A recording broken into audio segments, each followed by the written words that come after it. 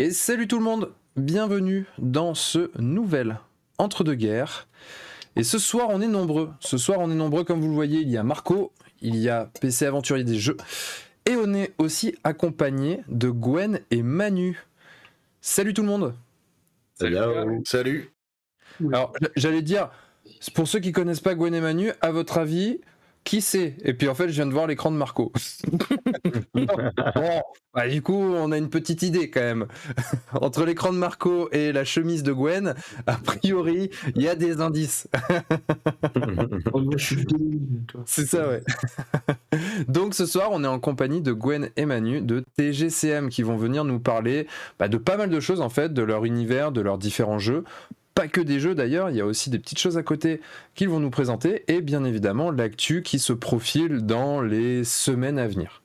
Donc du coup, cette émission va être vraiment dédiée à TGCM, que ce soit sur le jeu Carnage ou Briscard, et ils sont là pour répondre à toutes nos questions, mais aussi à toutes vos questions dans le chat, donc bien évidemment, il ne faut pas hésiter, tant que vous les avez sous la main, à poser toutes les questions que vous avez sur leur univers, même sur leur métier, enfin sur plein de choses en fait, il y a plein de choses qu'on peut aborder. On a 1h30 là devant nous pour leur poser toutes les questions. J'espère que vous êtes bien chaud. Je sais que PC est bien chaud, il a préparé des petites questions, il avait des trucs à vous demander. Oh yeah. Marco aussi, il attendait pas mal. Et puis moi, tu sais, ça fait genre un peu je m'en fous, mais non, bien sûr, moi aussi j'étais chaud. Genre PC il était chaud, Marco aussi, mais moi, hein, franchement. non, mais carrément, on est super content de vous accueillir, j'espère que ça va bien. Merci de nous accueillir déjà, et puis ouais, ça va très bien. On va essayer d'être transparent et de répondre à toutes vos questions. Yes. La première que j'ai vue passer, oui, Gwenaël, c'est un prénom breton. Mais c'est un ch'ti breton devant vous. Alors du coup, Manu, tu disais on va essayer d'être transparent. Après, ici, il n'y a pas de souci. Hein. Si c'est des questions auxquelles vous pouvez pas répondre, on l'entend et vous y répondez pas, tout simplement. Voilà, faut pas se prendre la tête plus que ça. Hobby, de toute façon. De quoi? On va parler que du hobby. Oui, voilà, oui. Non, mais c'est clairement, on est clairement là pour ça. Moi, je suis déçu. J'avais préparé des questions autres. On se les gardera pour les 5 dernières minutes, alors si tu veux. Non, mais je rigole, t'inquiète. Ok, alors du coup... que vous nous invitiez sur votre chaîne. Ah non, mais c'est plaisir partagé, plaisir de vous accueillir. Franchement, c'est toujours cool d'avoir des professionnels du milieu comme ça. On est toujours super content de vous accueillir, de pouvoir parler avec vous. Et puis, au passage, de parler de votre travail parce que c'est quand même du gros boulot et c'est grâce à des gens comme vous qu'on a l'occasion de s'amuser, que ce soit en peinture ou en jeu. Donc, c'est toujours un plaisir de vous accueillir. Ouais, c'est ce qu'on essaye de faire en fait. TGCM, c'est un peu né comme ça, quoi. C'était l'envie de vivre d'une passion et puis d'essayer en tout cas de le faire. Et il se trouve que ça a plutôt bien marché, donc on continue. Mais c'était ça, c'était se faire plaisir avec ce qu'on aime faire, c'est-à-dire pousser les petits bonhommes et les plaindre, quoi. Ouais, c'est ça. Ils sont pas si petits que ça. Ouais, on a fait des un peu plus gros que la normale. C'est vrai qu'on a vu plus petit, on va pas se mentir. Vas-y, commence tout de suite. Voilà, c'est petit, quoi. C'est des petits pitous. Mais ça, c'est un boss pour le coup, non? Oui, c'est un peu le boss de je fiche, je présente tout de suite la plus grande figurine. Mais bon, voilà. C'est direct. 720 grammes de résine, ça commence à faire du petit bonhomme, ouais. Ouais, tu m'étonnes. Ouais.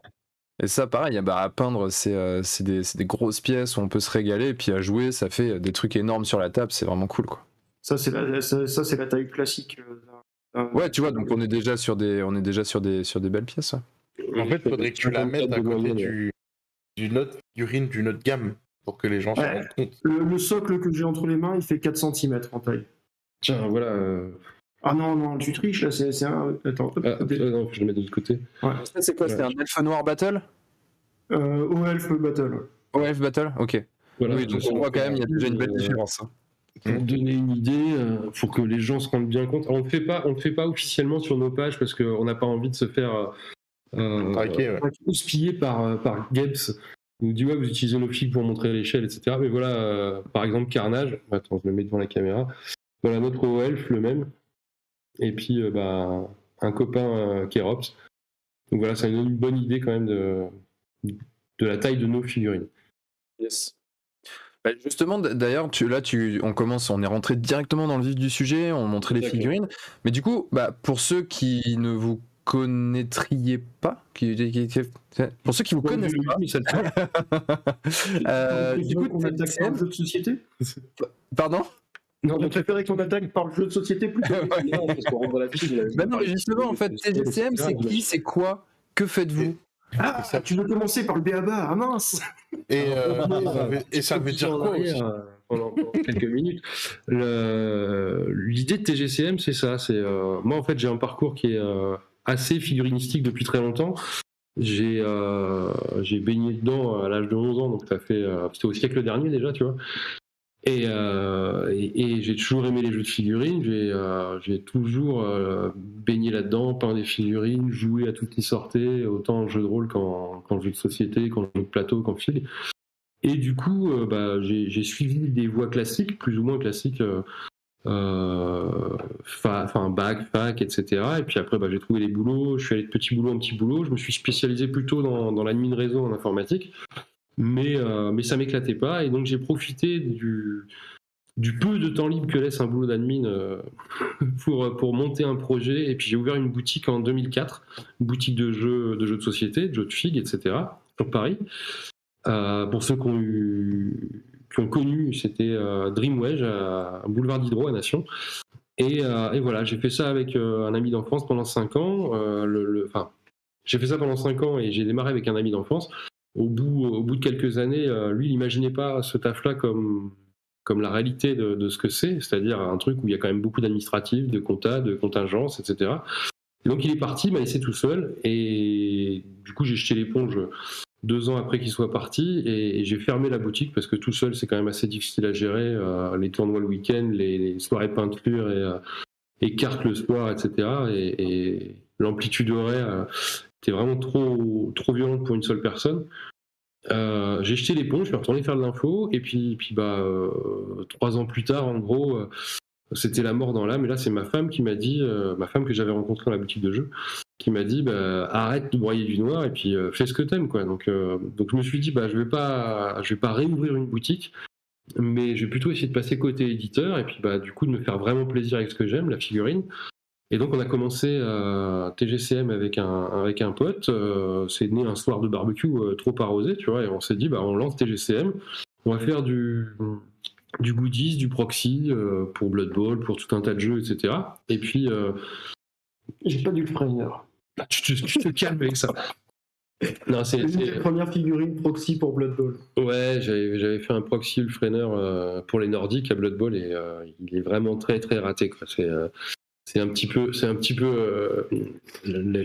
on va dire une erreur de jeunesse. C'est les débuts en même temps. Ouais, non, il était vraiment très moche. Regarde, si j'avais expliqué des trucs vachement mieux avant, mais celui-là, c'est vraiment une erreur. Si tu compares tes débuts de peinture et tes débuts de sculpte, c'est normal. Ouais, c'est ça, quoi. Et donc en 2012, on a créé ça au mois d'août, et puis on s'est dit écoute, voilà, on profite de toucher le chômage pour l'instant, et puis on voit si ça peut fonctionner, si ça a de l'avenir, si c'est conséquent ou pas. On a commencé à faire le premier salon en Belgique, etc. Puis il y avait de l'engouement autour des quelques pièces qu'on proposait, des éléments de décor, des socles, 3-4 proxys, etc. Et très vite, les gens nous ont dit pourquoi vous faites pas un jeu, parce que vous attirerez plus de monde en faisant un jeu, machin. Donc ça m'a trotté dans la tête. Et 6 mois plus tard, on a sorti les premières règles de Briscard, et puis les 6 premières fiches de Briscard, avec 3 Sundar et 3 Quintor dans des boîtes en carton craft, avec des belles étiquettes qu'on faisait sur la jet d'encre, et puis voilà, qu'on avait lancé le truc, les cartes étaient téléchargeables, enfin, c'était vraiment hyper roots et tout à l'arrache. Sundar, pour ceux qui ne connaîtraient pas, c'est les singes, et les Quintors font les cochons. C'est ça, ouais. C'était poser la question pour pouvoir préciser, parce que du coup, en fait, ça c'est quelque chose qu'on n'a pas encore dit, mais dans vos univers, dans vos jeux, les univers sont assez particuliers. On est sur des personnages qui sont comment on dit déjà anthropomorphes? C'est que des anthropomorphes. Ouais. La particularité de TGCM, c'est que on a lancé Briscard, puis il y a 3 ans Carnage, et c'est que des anthropomorphes, ce qui n'était pas du tout le cas quand on sortait les proxys, etc. Maintenant, on les a sortis de la gamme, mais c'était de l'orc, de l'elfe, de l'halfling, etc. au début, et maintenant c'est plus que de l'anthropomorphe. On s'est dit que on allait se créer justement une identité visuelle, une marque de fabrique en faisant que ça. Je pense que en fait c'est très clivant, c'est soit très bien accepté, les mecs trouvent ça très sympa, ou alors aiment pas du tout parce que justement c'est l'anthropomorphe. Mais au moins les gens maintenant quand ils voient une figue TGCM, ils la reconnaissent quoi. Oui, je pense que c'est assez clair. Et comme tu le dis, c'est clivant, ça ne me surprend pas.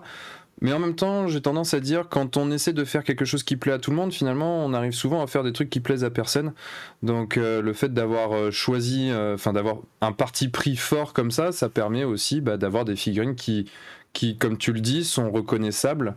Derrière, ça plaît ou pas, mais en tout cas, on sait quel est votre univers. Et quand on voit une figurine de chez vous, on sait qu'elle est de chez vous, quoi. Généralement, ça. On voit de loin parce qu'en général, elle est plus grande que les autres. Déjà, c'est ça. C'était un vrai parti pris au départ, en fait.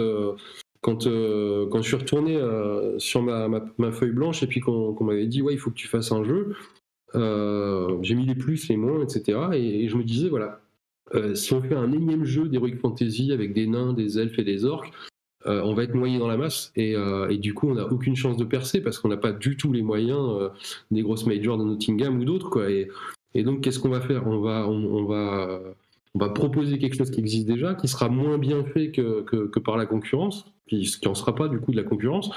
Et donc on n'aura pas notre carte à jouer quoi. Donc il faut essayer de trouver un univers qui soit pas trop exploité, et c'est pour ça que Briscard au départ a démarré dans la piraterie, parce que c'était à mon sens un univers, vraiment une scène qui était pas assez mise en valeur dans la figurine. On a Freebooter bien sûr, on avait une faction de pirates à War Machine, on a quelques trucs comme ça, mais c'était pas Roman Bones, etc. Mais il y avait vraiment pas grand chose, et c'est tellement riche. Et visuellement et comiquement et au niveau des potentiels de jeu, l'univers pirate, que je me suis dit ouais, on va faire un jeu de pirates. Et comme je voulais pas faire des orques, des nains, des elfes, l'idée des anthropomorphes m'est venue en me disant ce qu'il y a de chouette avec les animaux, c'est que si tu mets un loup, tu sais tout de suite qu'il est aggro ou qu'il est vicieux. Si tu mets un lion ou un tigre, tu sais tout de suite qu'il est super agressif, qu'il est super dangereux. Si tu mets un chat, il est trop mimi, t'as envie de lui faire des câlins. Et donc, chaque animal a des traits et suppose évidemment tout de suite une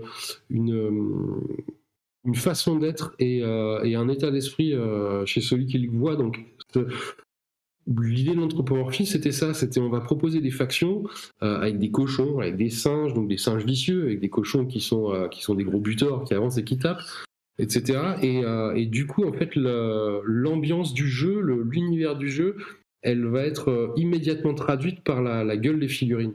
Et c'est ça que j'aimais beaucoup dans l'anthropomorphisme. Et puis c'est un moyen aussi de rendre hommage à tous ces animaux, parce que vous imaginez pas le nombre de gars qui ont découvert ce qu'était un phacochère devant nos vitrines, quoi. Ce qui est marrant, c'est ceux qui pensent encore que c'est un rhinocéros. Ouais. Ils ne voient pas la différence entre un phacochère et un rhino. Ouais, non, on a encore des petits vos jeux ont une portée éducative, quoi. C'est un peu ça qu'on va en tirer comme conclusion. On essaye effectivement aussi, que ça soit en termes de figurines ou en termes de profil, d'inclure des éléments de l'animal. Donc il y a certains profils où on va retrouver la patte biologique justement. Ouais, puis même au niveau des noms qu'on utilise, par exemple, on a chez les Sundar typiquement un gars qui s'appelle le Major Abeli, qui est un orang-outan.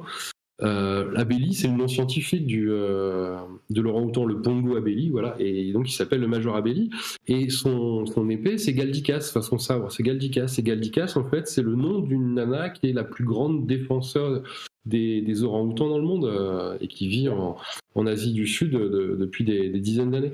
Et du coup, voilà, on essaye de distiller des petits clins d'œil, parfois qui apprennent des choses. le truc, mais surtout qui essaye d'être comique et puis d'avoir une cohérence dans l'univers. Mais donc voilà, on a créé Briscard comme ça, avec beaucoup d'humilité, mais en essayant de sortir des sentiers battus.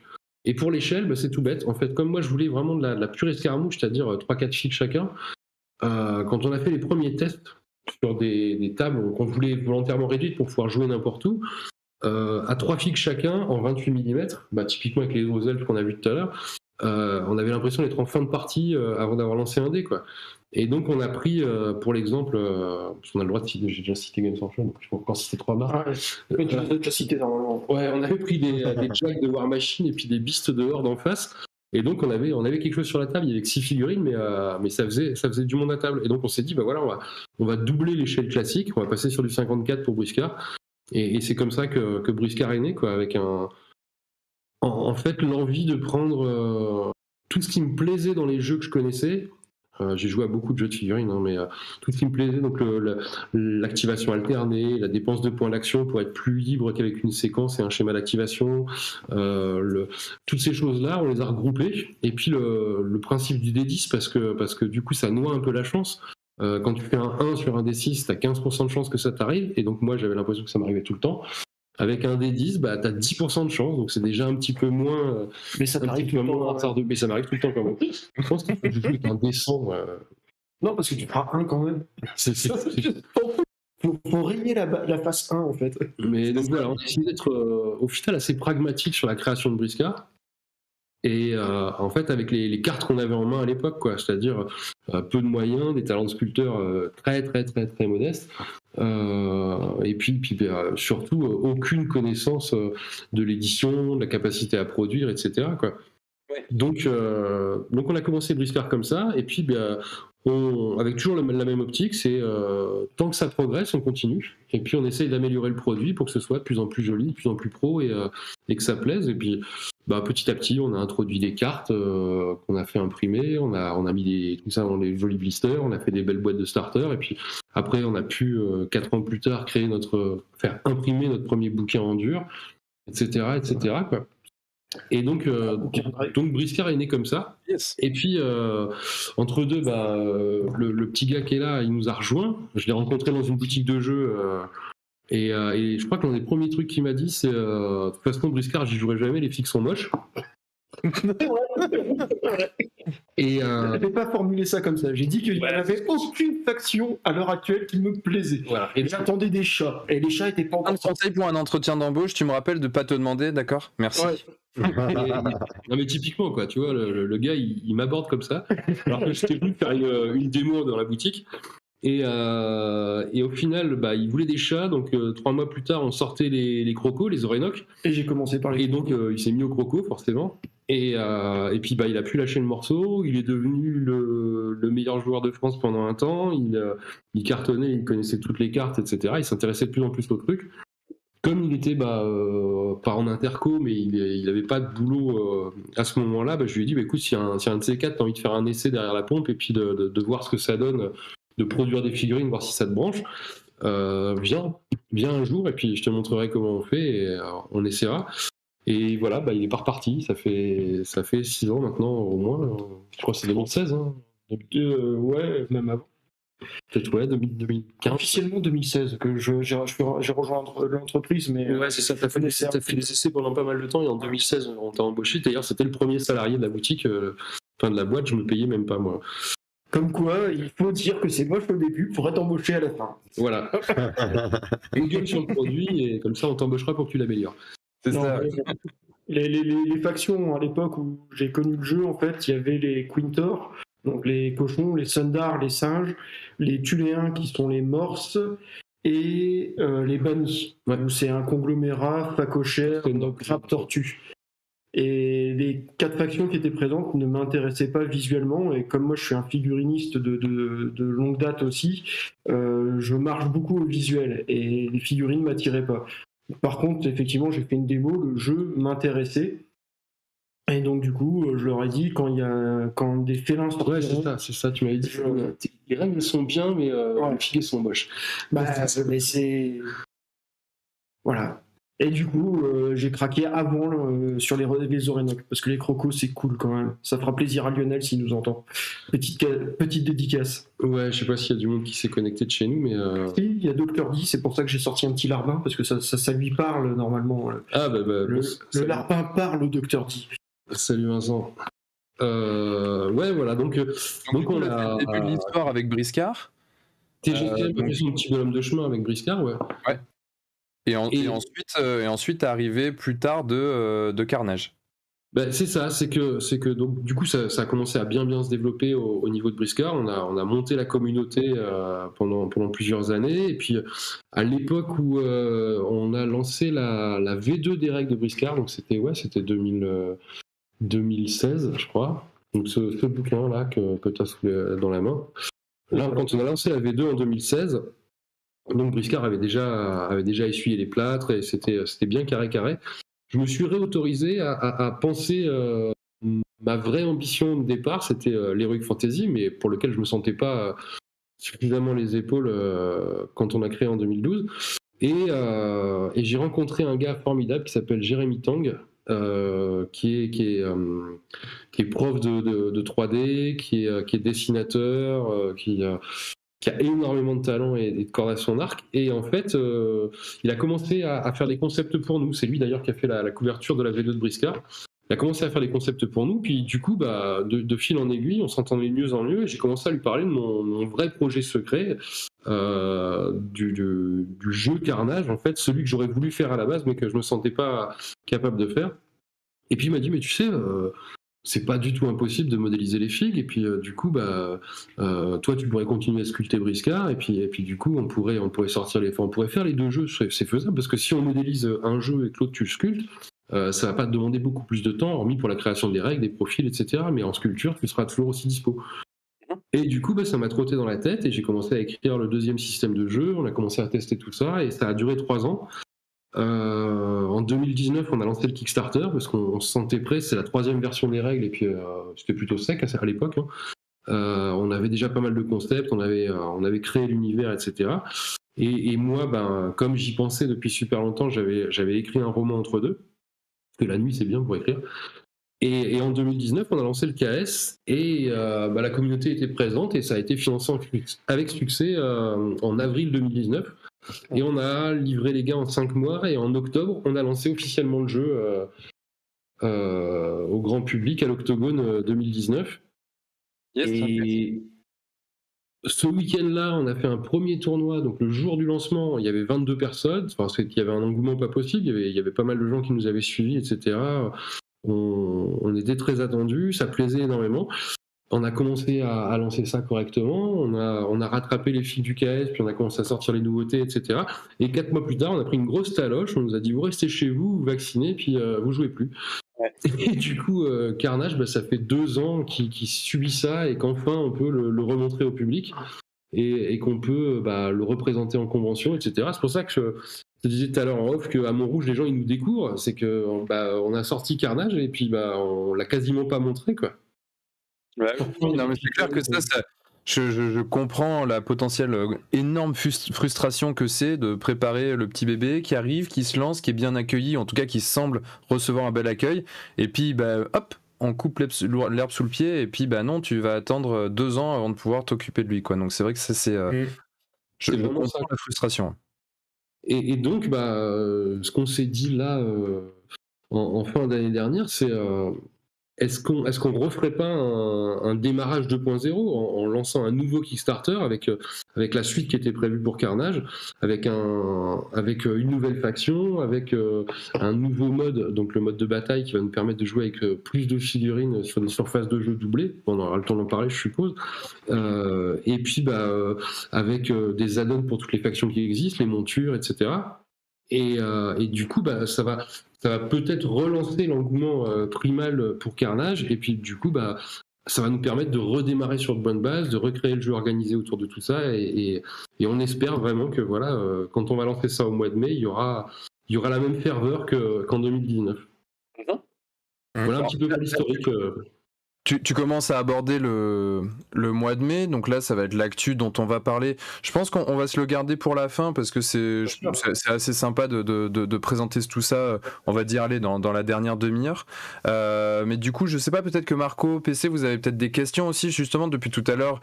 Manu et Gwen nous parlent de l'histoire de TGCM, de Carnage, de Briscard. Je sais que vous aviez des questions à leur poser, donc n'hésitez pas. J'ai vu passer quelques commentaires sur le côté, c'est pour ça que j'ai montré un Grondin, puisqu'il y a une personne qui parlait d'un Grondin. J'ai montré quelques figurines au passage. Et pour la date, parce que je vois que la personne demande la date, bah voilà, tu as la date directement. 21 mai. On en parle à la fin, enfin, dès que vous le sentez, mais ce sera du 21 mai au 21 juin sur Kickstarter. Mais du coup, place aux questions. Yes. Laisse Aventure et des jeux commencer et je prendrai la suite. Ok. Du coup, première question, même si bon, vous nous avez quand même pas mal décrit votre parcours. Ça fait 10 ans, si je ne m'abuse, que TGCM existe. 2012, la création. Ouais. J'ai bon anniversaire. Les 27-28 août, on a loué une salle par chez nous à la Bassée dans le Nord là, et on vous attend, qui que vous soyez, si vous avez envie de faire la fête avec nous, au programme des démos, des speed painting, des tournois, des expos, des dédicaces, des concepteurs, des quiz, des tombolas, enfin plein de trucs. C'est excellent. Des figurines exclusives peut-être aussi. Peut-être. On ne sait pas encore.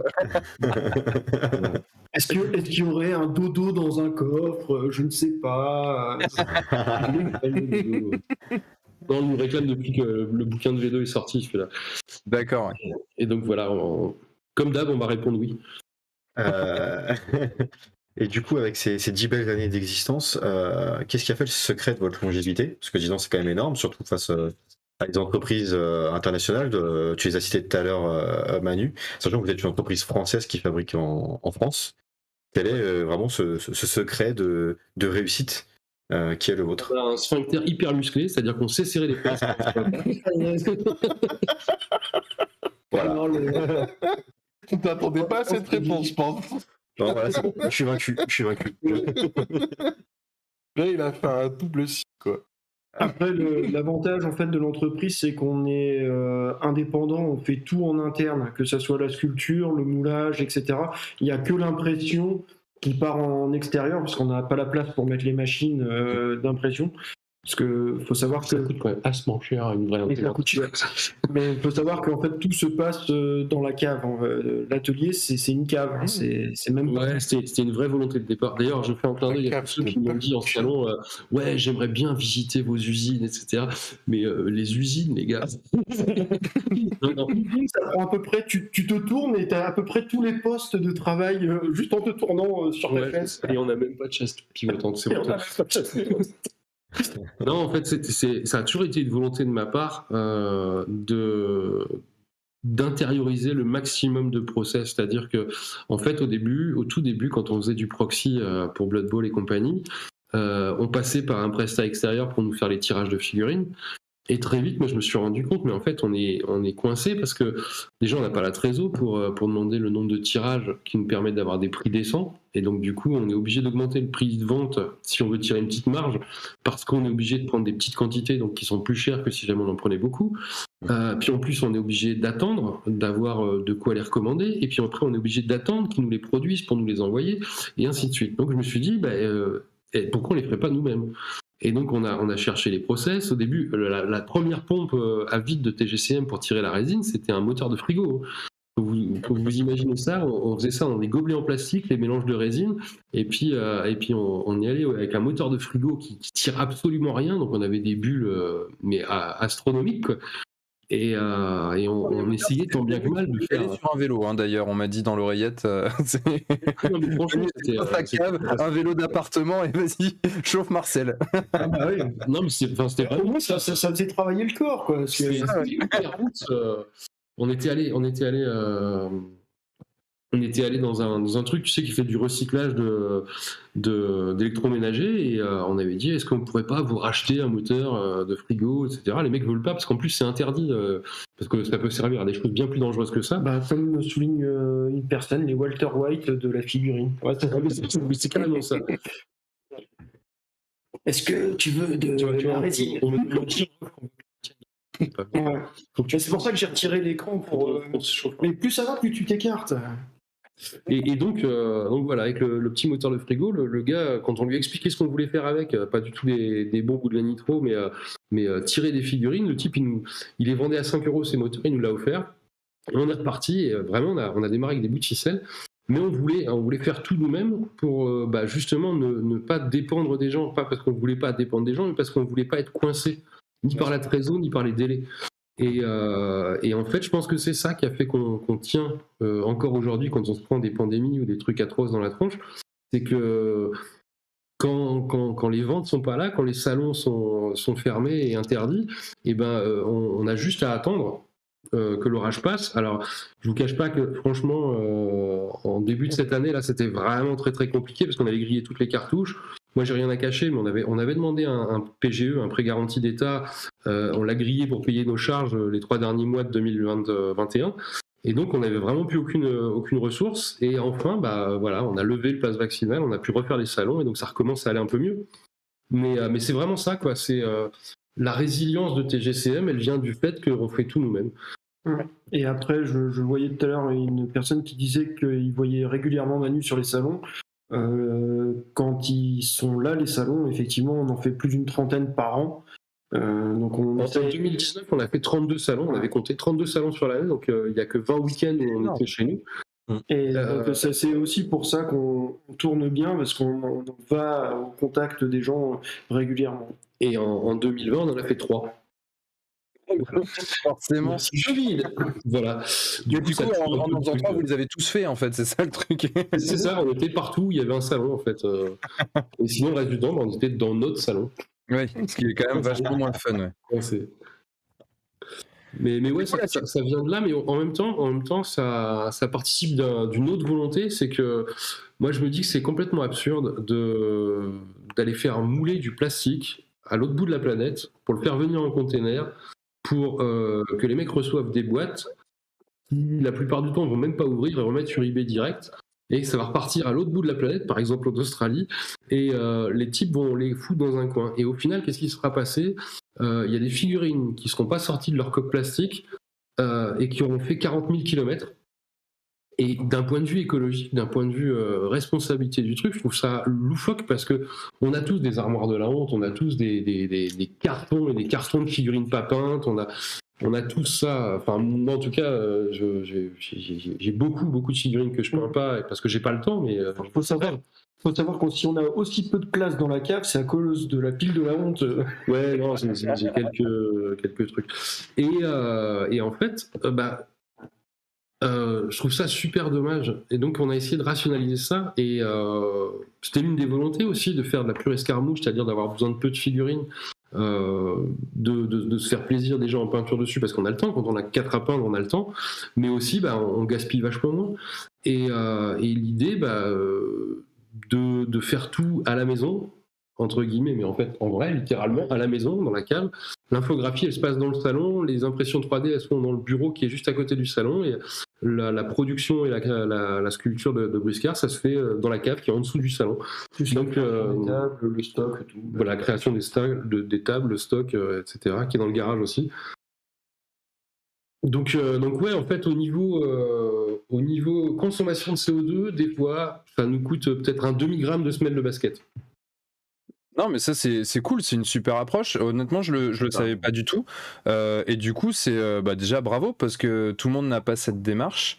Et c'est vrai qu'aujourd'hui on sait à quel point c'est important. En tout cas moi c'est quelque chose qui me parle beaucoup, donc c'est bien de le savoir aussi, parce que ça veut dire que quand on achète du TGCM, on achète aussi cet esprit là, on achète aussi cet état d'esprit, cet engagement, et ça pour le coup je trouve que c'est quand même aujourd'hui quelque chose d'intéressant à prendre en compte dans ses choix, on va dire, d'achat. Donc c'est bien de le dire. Peut-être que, enfin je sais pas, vous le saviez tout ça, Marco, PC? Moi j'avoue, je savais pas que c'était aussi écologique comme vous venez de le décrire. Donc non, je sais pas. Pour l'impression des bouquins, on s'est rapproché, et maintenant notre imprimeur il est à 40 km de chez nous. Donc les palettes de bouquins, on va les chercher nous-mêmes en camion pour éviter tout ça, et puis justement pour être encore plus réactif que d'habitude, quoi, et pour tenir nos délais quand on lance des précommandes, ce genre de choses, quoi. Ça, c'est l'un des avantages aussi de tout faire en interne, ou presque, c'est de pouvoir tenir des délais et quand on annonce quelque chose, on s'y tient. Par exemple, pour le premier Kickstarter, on avait annoncé la livraison fin août et on a menti puisqu'on l'a livré début août, grâce justement au fait qu'on gère tout en interne. Ah, mais ça c'est super important aussi, hein, parce que justement on a fait sur la chaîne là, on a fait une émission pour le Kickstarter d'Anastir de Mythic Games qui est sorti là, et justement c'est un point qui revient très souvent. C'est un point qui revient très souvent, les délais en fait. Les délais annoncés sont relativement lointains, on va dire. Là en l'occurrence je crois que c'est presque 1 an et demi, je crois que c'est juillet 2023, mais on sait qu'en plus généralement sur des projets si énormes, ça a facile 6 mois, 1 an, voire plus de retard. Vous, quand vous annoncez une date, du coup, c'est genre c'est pour l'annonce et c'est foutu. Pardon ? Suffit que tu aies un paquebot qui fasse un tête à queue dans le canal et c'est foutu. Ah, c'est sûr, c'est sûr. C'est bloqué là, Michel, on passera pas. Hein. Non, c'est clair. Mais vous, du coup, quand vous annoncez une date, vu que vous maîtrisez tout, que tout est intégré, vous êtes sûr de la tenir, quoi. C'est ça. La seule variable qu'on ne maîtrise pas, en fait, c'est la décision extérieure qui nous dit que tu n'as plus le droit d'aller au salon, vous n'avez plus le droit de vous réunir pour jouer, etc. Et ça, forcément, ça nous fait énormément de tort. Le reste après, on essaye d'avoir l'honnêteté d'annoncer les choses quand on est sûr de pouvoir les tenir. Puis après, on a aussi l'avantage, comme on bosse à la maison, d'avoir la flexibilité des horaires. Par exemple, pour la sortie du starter Guilde Noire, on avait annoncé qu'il sortait un week-end. La dernière figurine, on l'a reçue le mercredi. Le jeudi, elle était finie d'être imprimée. Le vendredi matin, elle était dans le silicone. Le vendredi soir, de 18h à minuit, j'étais en production pour pouvoir le lendemain la vendre, étant donné qu'on avait dit qu'on la vendait ce jour-là. Voilà, et à 9h, on avait... Si, on va tenir les délais. Et après, ce que t'as pas dit, c'est qu'il l'a peint pour prendre la photo et la mettre sur la boîte. C'est ça, non, ça quand même pas. Non, c'est fou. Mais je l'ai peint pendant le week-end. Ah, tu vois. Je m'étais réveillé à 3h du mat pour nettoyer les pièces sorties d'imprimante et pour les mouler à 6h du mat après qu'elles soient passées aux UV, et puis en chargeant à mort le catalyseur pour qu'à 18h on puisse ouvrir les moules et commencer à tirer dessus, quoi. Enfin, ça se fait pas normalement, ça. Ouais. Bon, heureusement, ça arrive pas tous les jours. Oui, non, j'imagine. C'est une grosse journée quand même. Il y a Scarlix dans le chat qui nous dit « Fallait me le dire, j'attendais pour acheter du carnage, j'aurais pu faire votre chiffre pendant le confinement. » Et croyez-moi, Scarlix en est capable. Écoute, on a quelques gros fondus qui sont très souvent des très gros joueurs, et puis des mecs qui sont vachement sympas, parce qu'après, forcément, on échange après par mail, et puis on finit par se connaître un peu mieux. On en a quelques-uns, mais on n'est jamais contre les gros fondus. On n'est jamais contre, jamais. Par exemple, Carly, lui, s'il commence un truc, c'est un all-in ou rien. Il n'y a pas de demi-mesure. Voilà, il y a un exemple, par exemple, c'est Ludo des Grognards qui est dans l'Est. Il a toutes les figurines de notre jeu, que ça soit Briscard ou Carnage. Il a tout en au moins un exemplaire, voire plus pour ça. Au moins un.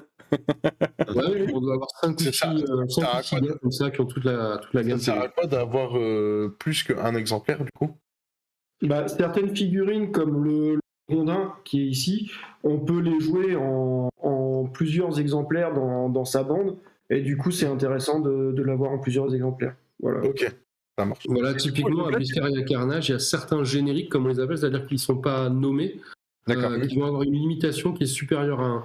Et dans ce cas-là, effectivement, tu peux avoir 2, 3, je crois le max c'est le Larbin qui est là, c'est 5 fois la même figurine, parce que c'est vraiment de la chair à canon. D'accord.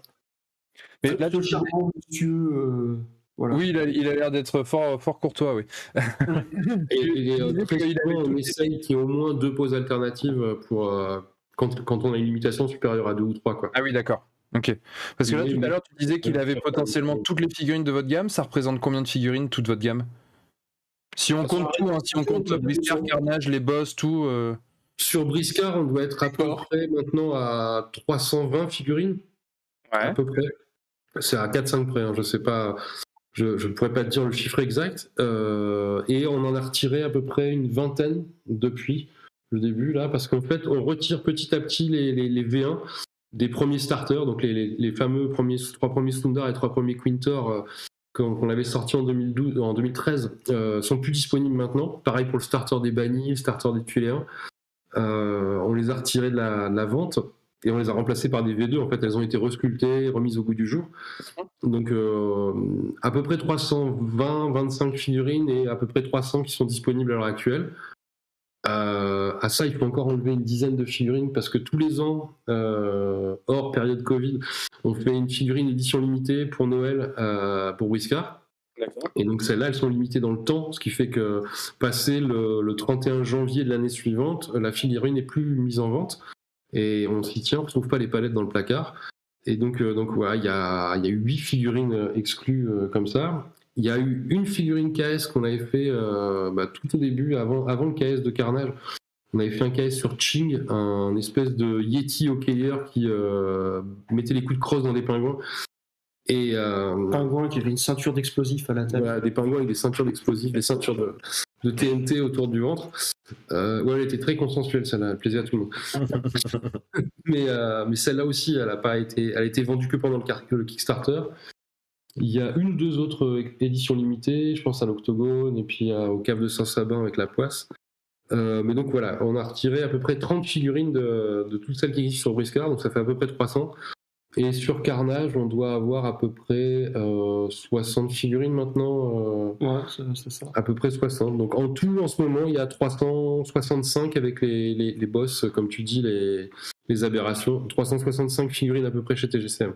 Une par jour pour un an. Non, Charlix, je vois ta question. Les romans sont pas dispo en e-pub. Ouais, parce que donc il y avait Scarlix en effet qui posait la question. Les romans sont-ils dispo en e-pub? C'est quoi e-pub en fait? Je ne sais même pas. Un format de livre tablette. Ah ok, c'est e-book. Ok, d'accord. Ouais, ou e-book, ouais, si tu préfères. Ok. Oui. Du coup, ça c'est vrai que c'est quelque chose. Tiens, ça me fait rebondir dessus. C'est quelque chose dont on n'a pas encore vraiment parlé, mais on parle beaucoup de figurines, des jeux, évidemment. C'est quand même un petit peu ce qui nous fait vibrer, on va dire. Mais vous avez aussi des romans qui permettent de s'imprégner, de s'ancrer encore davantage dans le fluff. Ça, je sais que ça va parler. Ça va parler au monsieur qui est juste en dessous là, à PC, parce que le fluff, ça c'est quelque chose qui lui parle bien. J'ai eu l'occasion d'ailleurs, Manu, je te remercie encore de les parcourir et notamment de commencer le tome 1. Qu'est-ce qu'il y a justifié? Tu m'utilisais très peu. Ah bah oui, non mais justement, alors il y a un vrai avantage parce que tu m'avais dit, tu vas voir, ça se lit bien même si tu lis peu parce que les chapitres sont courts. Et en fait, c'est vrai, donc ce n'est pas de la publicité mensongère. C'est des chapitres qui sont très courts, c'est-à-dire que ça fait 4-5 pages parfois, et puis du coup, ça permet d'enchaîner assez rapidement. Donc ça, c'est vraiment appréciable quand on n'est pas un gros lecteur comme moi. Mais au-delà de ma petite histoire de vie dont on se fout pas mal, qu'est-ce qui vous a amené justement à créer ce fluff sous ce format roman? Parce que c'est quand même assez inhabituel. Pour Briscard, en fait, le fluff, tu vas le retrouver dans les publications comme le livre de règles, etc. Pour Carnage, pour poser les bases, comme c'était un nouveau jeu et qu'on avait un peu plus le temps, Manu a vraiment voulu poser l'intégralité du fluff avec une histoire un peu plus poussée, un peu plus fouillée, des persos auxquels on s'attache et d'autres qu'on maudit. Et voilà, c'est comme ça que sont nés les romans. Ouais, dans Briscard, en fait, à chaque fois, c'est des petits bouts, des petites historiettes, des petites situations qui sont mises en avant pendant 2-3 pages, soit dans les bouquins de règles, soit dans les scénars qu'on propose dans les packs, etc. Typiquement, ici, une histoire sur les Quintor, quoi. Et en même temps, c'est chouette parce que tu peux...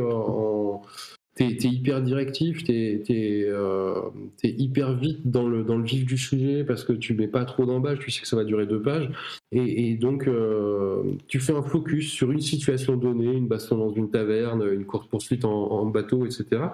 Et donc c'est marrant parce que t'as pas besoin d'expliquer d'où ça vient, où ça va, etc.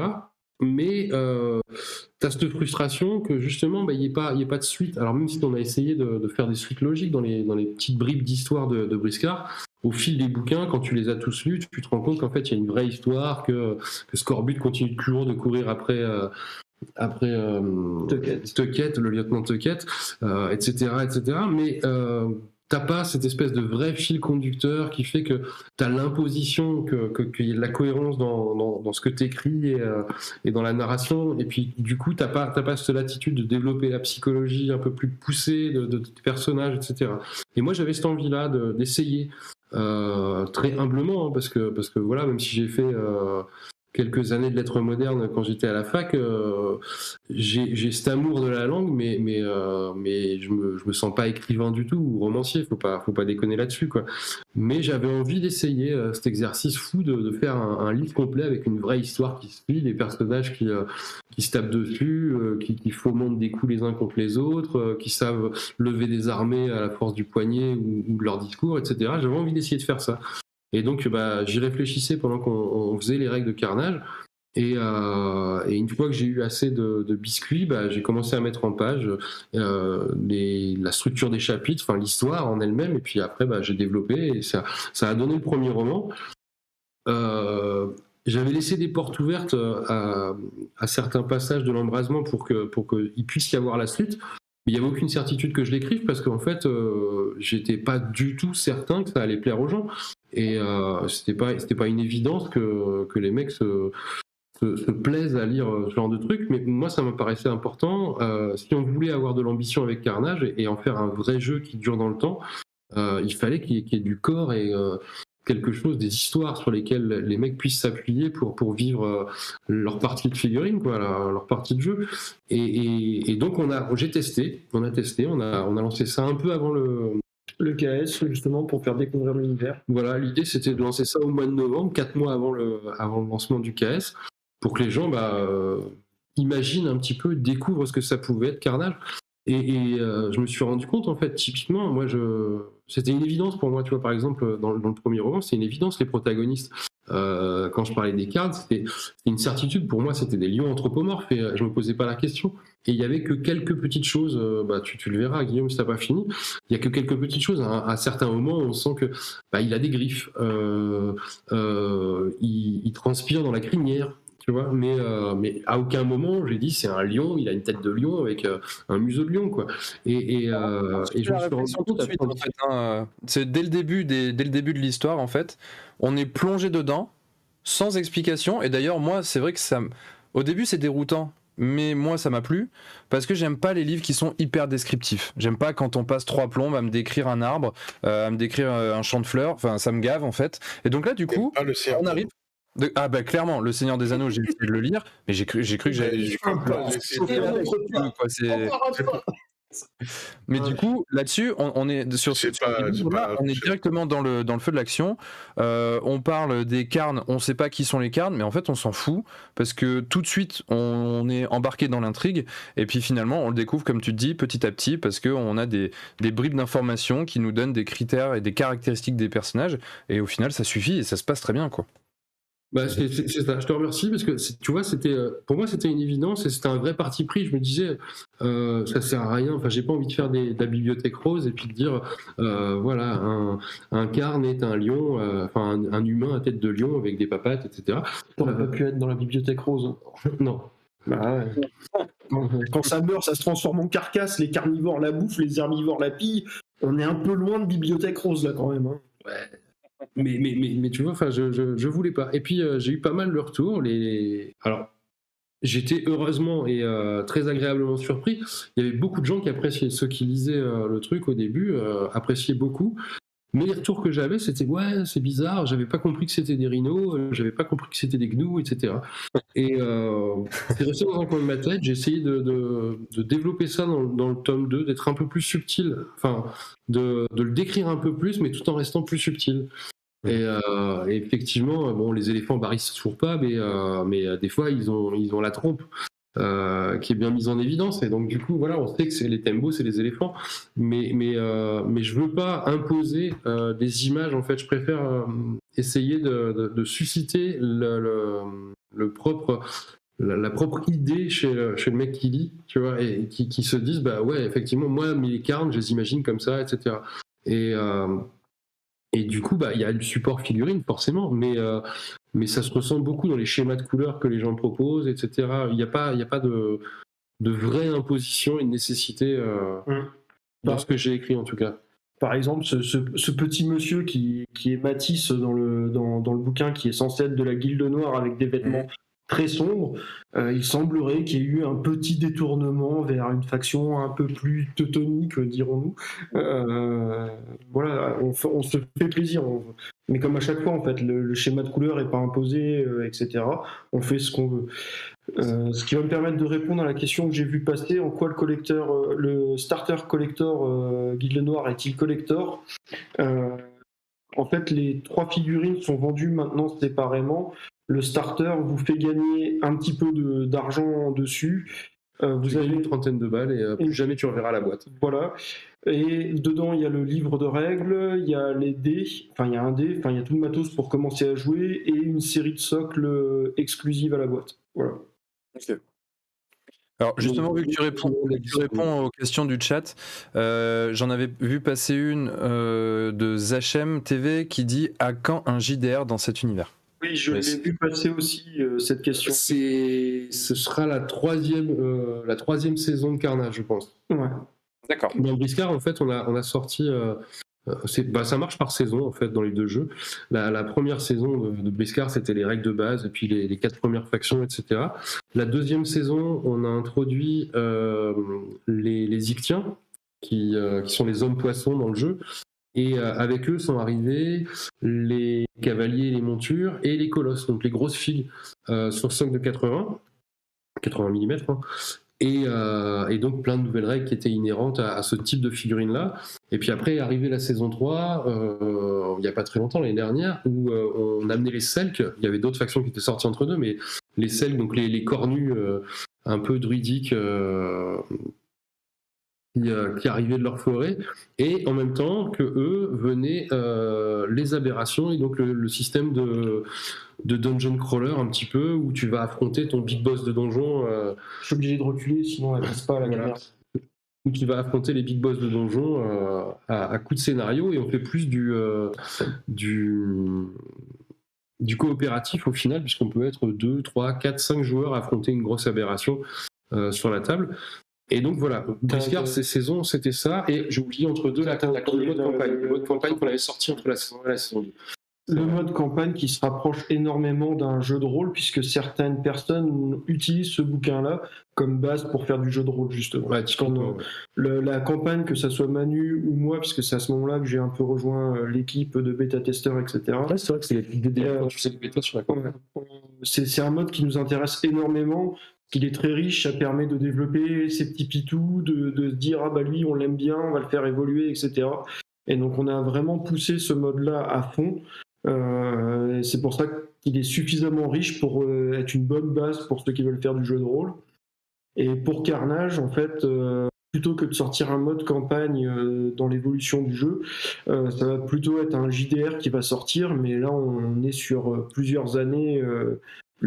Dans plusieurs années, quoi. Ouais, parce que l'idée, en fait, c'est si on n'avait pas eu ce lancement aussi compliqué pour Carnage, si on n'avait pas subi cette pandémie pendant 2 ans, ça aurait pu venir ensuite, en fait, le mode campagne ou le mode jeu de rôle, ça aurait pu venir ensuite. Le problème, c'est que il a presque été fauché dès la naissance, et là il faut lui redonner une première jeunesse, en fait, au jeu, et le refaire découvrir dans les communes, dans les clubs, dans les astos, sur les salons, etc., pour que les mecs se rendent compte que le jeu existe, parce que pour l'instant on gaspille du profil. On est finalement très peu. Pour vous donner une idée, il y a à peu près 1000 joueurs dans la communauté Briscard, il y en a à peu près 300 dans la communauté Carnage, quoi. Sachant que les 2 tiers des mecs qui jouent à Carnage jouent aussi à Briscard. Donc en fait, c'est vraiment nos fidèles qui nous ont suivis et qui ont continué et qui ont passé le cap Carnage, mais on n'a pas réussi à fédérer une communauté, des nouveaux joueurs, des nouveaux hobbyistes autour du jeu, parce que on n'a pas eu le temps de le présenter, on n'a pas eu le temps de le montrer, et les gens ne le connaissent pas, quoi. Enfin, moi, quand j'ai vu Montrouge il y a 15 jours, 3 semaines, où les mecs disent « Ah putain, j'ai jamais vu ces figurines, elles sont sympas ». Et ça fait 3 ans qu'on les montre, quoi. Ça fait 3 ans qu'on montre les figurines, les mecs les avaient jamais vues. Donc on s'est dit, le mieux pour ce jeu-là, pour Carnage, c'est de sortir un mode bataille et donc en fait de rester toujours dans le principe de règles de base et simplement en changeant le format de jeu pour lui donner une seconde jeunesse, enfin une première jeunesse en fait qu'il n'a pas eue. Et après, on pourra peut-être s'intéresser au jeu de rôle, à la campagne, etc. Et donc lui ouvrir des nouveaux horizons. Mais si on propose un mode campagne ou un mode jeu de rôle maintenant, alors que très peu de gens le connaissent, en fait, c'est comme si ça faisait partie du corpus des règles et pas, ce serait pas une autre grade en fait, ce serait pas une add-on que les mecs attendraient parce que ils ont fait un petit peu le tour du mode escarmouche ou autre, mais ce serait un truc qui ferait partie du corps de base. Et c'est pas du tout ce qu'on veut en fait. On veut vraiment que ce soit comme à Briscard, une possibilité. On peut aller jouer en mode campagne, mais c'est pas une nécessité en soi. On veut pas que le jeu soit perçu comme un jeu de rôle ou un jeu évolutif. Sachant aussi que ça risque de prendre un peu de temps parce que là vous avez les 2 tiers de l'équipe devant vous, le 3e tiers est chez toi, c'est ta femme. Donc, voilà, elle est en train en ce moment de préparer les stretch goals du KS, les visuels des stretch goals du KS. Donc en fait voilà, c'est à chaque fois quand on a des projets, c'est des projets sur le long terme. Et parce que on n'est pas suffisamment nombreux pour pouvoir tout sortir tout de suite. Par exemple, chasse party qu'on montrait tout à l'heure, c'est un jeu qui est dans les cartons depuis quasiment la naissance de TGCM et qui est sorti que l'an dernier, enfin fin d'année dernière, à l'Octogone. Ouais. Donc au mois d'octobre. Oui, je me rappelle, vous le présentez sur le salon. Du coup, je vais rebondir sur 2-3 trucs qui ont été dits. Du coup, il y a plusieurs modes de jeu. Que je vais le préciser comme ça. Donc il y a un mode de jeu PVP, donc joueur contre joueur. Classique escarmouche. Après, vous avez un mode PVE qui est plutôt en fait, on se fait un raid avec plusieurs personnes et on essaye de faire un mode en mode coop pour éclater un monstre. C'est ça. Est-ce que il y a 2 boss de raid. Ouais. Ok. Est-ce que le monstre, c'est un joueur qui le joue ou c'est des règles qui le jouent tout seul?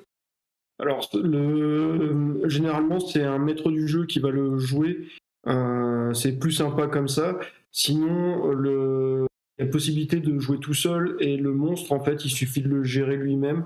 Il n'y a pas de système de règles qui le gère dans le sens où on a pas mal réfléchi dessus et tirer une carte, ça peut, pour dire le monstre à ce moment-là, il fait telle chose, ça peut créer des situations où ça ne peut pas aboutir. Par exemple, le monstre est au corps à corps et on tire la carte, le monstre ce tour-ci va tirer. Ouais, mais il est au corps à corps, donc il peut pas tirer. Donc on préfère que ça soit le joueur qui ait l'honnêteté de dire je joue le monstre et je joue aussi ma team, si on veut le jouer tout seul. Ouais, on a essayé plein de systèmes, du tirage de cartes aléatoires, du lancement de dés pour savoir quel type d'action l'aberration pouvait faire, etc. Et au final, en fait, comme c'est un format ultra rapproché, c'est vraiment... On est dans Briscard comme dans Carnage, on joue en 60-60, et l'unité de mouvement est de 4, si on parle en centimètres. Donc on joue en 15 brasses à Briscard et l'unité de mouvement est la brasse. On joue à 15 toises sur des surfaces de jeu de 15 toises à Carnage, mais l'unité est la toise. Donc ça veut dire qu'en fait, n'importe 60 cm pour ceux qui auraient ça conversion. Mais dans n'importe quel cas de figure, une figurine qui s'active peut traverser tout le terrain en une activation. Il y a peu de jeux où c'est possible en fait. On connaît les tables qui sont immenses et où il faut 5 tours au nain pour arriver au premier tiers. Et c'est pas du tout le cas. Donc en fait, la proximité des figurines et la capacité à pouvoir gérer son environnement immédiat est tellement prépondérant que ça laisse très peu de place à la décision aléatoire et arbitraire quand il s'agit de faire jouer une IA à ta place. Et donc on n'a pas réussi, ça c'est peut-être un échec, peut-être qu'il y a des solutions mais qu'on ne les a pas trouvées, mais on n'a pas réussi à générer ça pour les aberrations. Et donc en mode dungeon crawler, au minimum, alors ce qu'on propose dans le bouquin et dans la saison, c'est de le faire si jamais tu n'as pas de MJ pour gérer l'aberration. À tour de rôle, les joueurs vont décider quand c'est l'aberration qui s'active, ce qu'elle va faire. Et avec l'honnêteté, bien sûr, de se dire alors j'ai envie de gagner absolument contre elle, donc ce coup-ci elle va faire n'importe quoi. T'as le droit, bien sûr, c'est pas interdit, Mais la logique voudrait qu'elle essaye de te mettre un pain et de t'assommer ta figurine, ou en tout cas de faire un truc qui l'avantage elle. Si jamais tu fais ça, après effectivement tu peux jeter les dés, mais ça n'a pas de réalité. Et si on veut respecter le réalisme et l'équilibre de ce combat-là, les aberrations sont très balèzes, faut le savoir. En premier niveau, voilà, ça se croque assez facilement avec une team et un mec bien entraîné. En niveau 3, avec toutes les petites anomalies et tours, etc., même 2 joueurs costauds, ils en chient vraiment. Pour la petite histoire, la première aberration, la symbiotique, qui est entre guillemets l'aberration la plus simple, dans le sens où elle est très manichéenne. Elle va avancer, elle va frapper, elle va se régénérer. Il n'y a pas de surprise vraiment. J'ai affronté 3 joueurs avec cette aberration-là, 3 joueurs chevronnés. Il y en a un, il n'a même pas pu jouer en fait, parce qu'il s'était mal déployé. Et du coup, je lui ai croqué toutes ses figurines avant qu'il ait le temps de les jouer. C'est en mode violent, une aberration. Ouais, ce qu'on voulait en fait, c'est tu peux la découvrir et c'est ce qu'on conseille en fait les aberrations. La même figurine, elle est déclinée en 3 niveaux. Et donc tu la joues en niveau 1, elle a moins de points de vie, elle a moins de points d'action, elle a moins de capacité, etc. Et donc elle va être envisageable par une seule team de briscards, par un mec qui joue très bien. Et en niveau 2, il va falloir au moins 2 joueurs ou une grosse, enfin plusieurs teams. Et si le type en face, le maître du jeu qui la manie, joue bien, ça va être très compliqué. S'il joue les capacités, etc., au bon moment, ça va être très compliqué. Et en niveau 3, à 3 joueurs, il ne faut pas faire d'erreur pour gagner. Et il faut avoir des teams vraiment prévus pour affronter une aberration et vraiment faire de la coop. C'est-à-dire que là, ils essayaient de se tirer dans les pattes pour savoir qui allait abattre l'aberration. Du coup, elle en a profité pour tuer tout le monde. Et ça, c'est la symbiotique est vraiment simple. Et on voulait vraiment avoir cet esprit-là, c'est-à-dire celui qu'on retrouve dans Diablo et dans tous les autres, dans tous les autres jeux de ce type. On avance et les boss sont de plus en plus balèzes et il faut être de plus en plus aguerri, on a le droit de moins en moins à l'erreur. L'alchimie, ce sera la suivante, la totémique, qui est sortie après, en fait, a un gameplay très très différent, a beaucoup plus de capacité à entraver les adversaires, etc. Et c'est même 3 joueurs qui ont enfin vaincu l'aberration, vont se prendre méga tôle contre la totémique. Et l'idée, c'était ça, c'est de sortir une aberration par arcade de magie. Il y en a 6 dans Briscard. Et donc, logiquement, il y a encore 4 aberrations qui sont prévues. Avec des gameplays complètement différents. Voilà, à chaque fois, le gameplay va correspondre à l'arcane de magie qui est utilisé. Et il va renouveler complètement la façon de jouer en coopératif, en tout cas. Ok. Alors là, du coup, je fais un petit point juste pour voir un peu où on en est. On a encore pas mal de questions.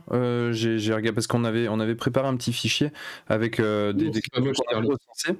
On en a encore pas mal et il faut quand même qu'on se garde un petit peu de temps pour parler du Kickstarter à venir. Donc du coup, moi, ce que je vous propose, c'est qu'on aborde quand même les questions, mais on va se fixer une petite règle parce que là, depuis tout à l'heure, on parle et c'est hyper intéressant. Il n'y a aucun souci avec ça, mais c'est juste que du coup, si on prend autant de temps pour chaque question, à mon avis, on n'aura pas le temps de tout couvrir et ce serait dommage.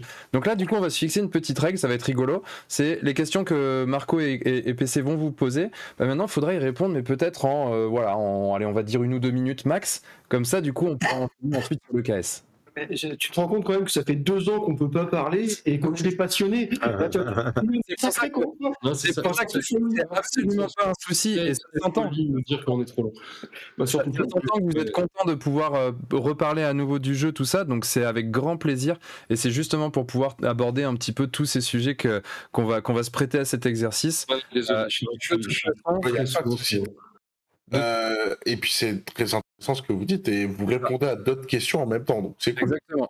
Et du coup, je vais finir la question à la base.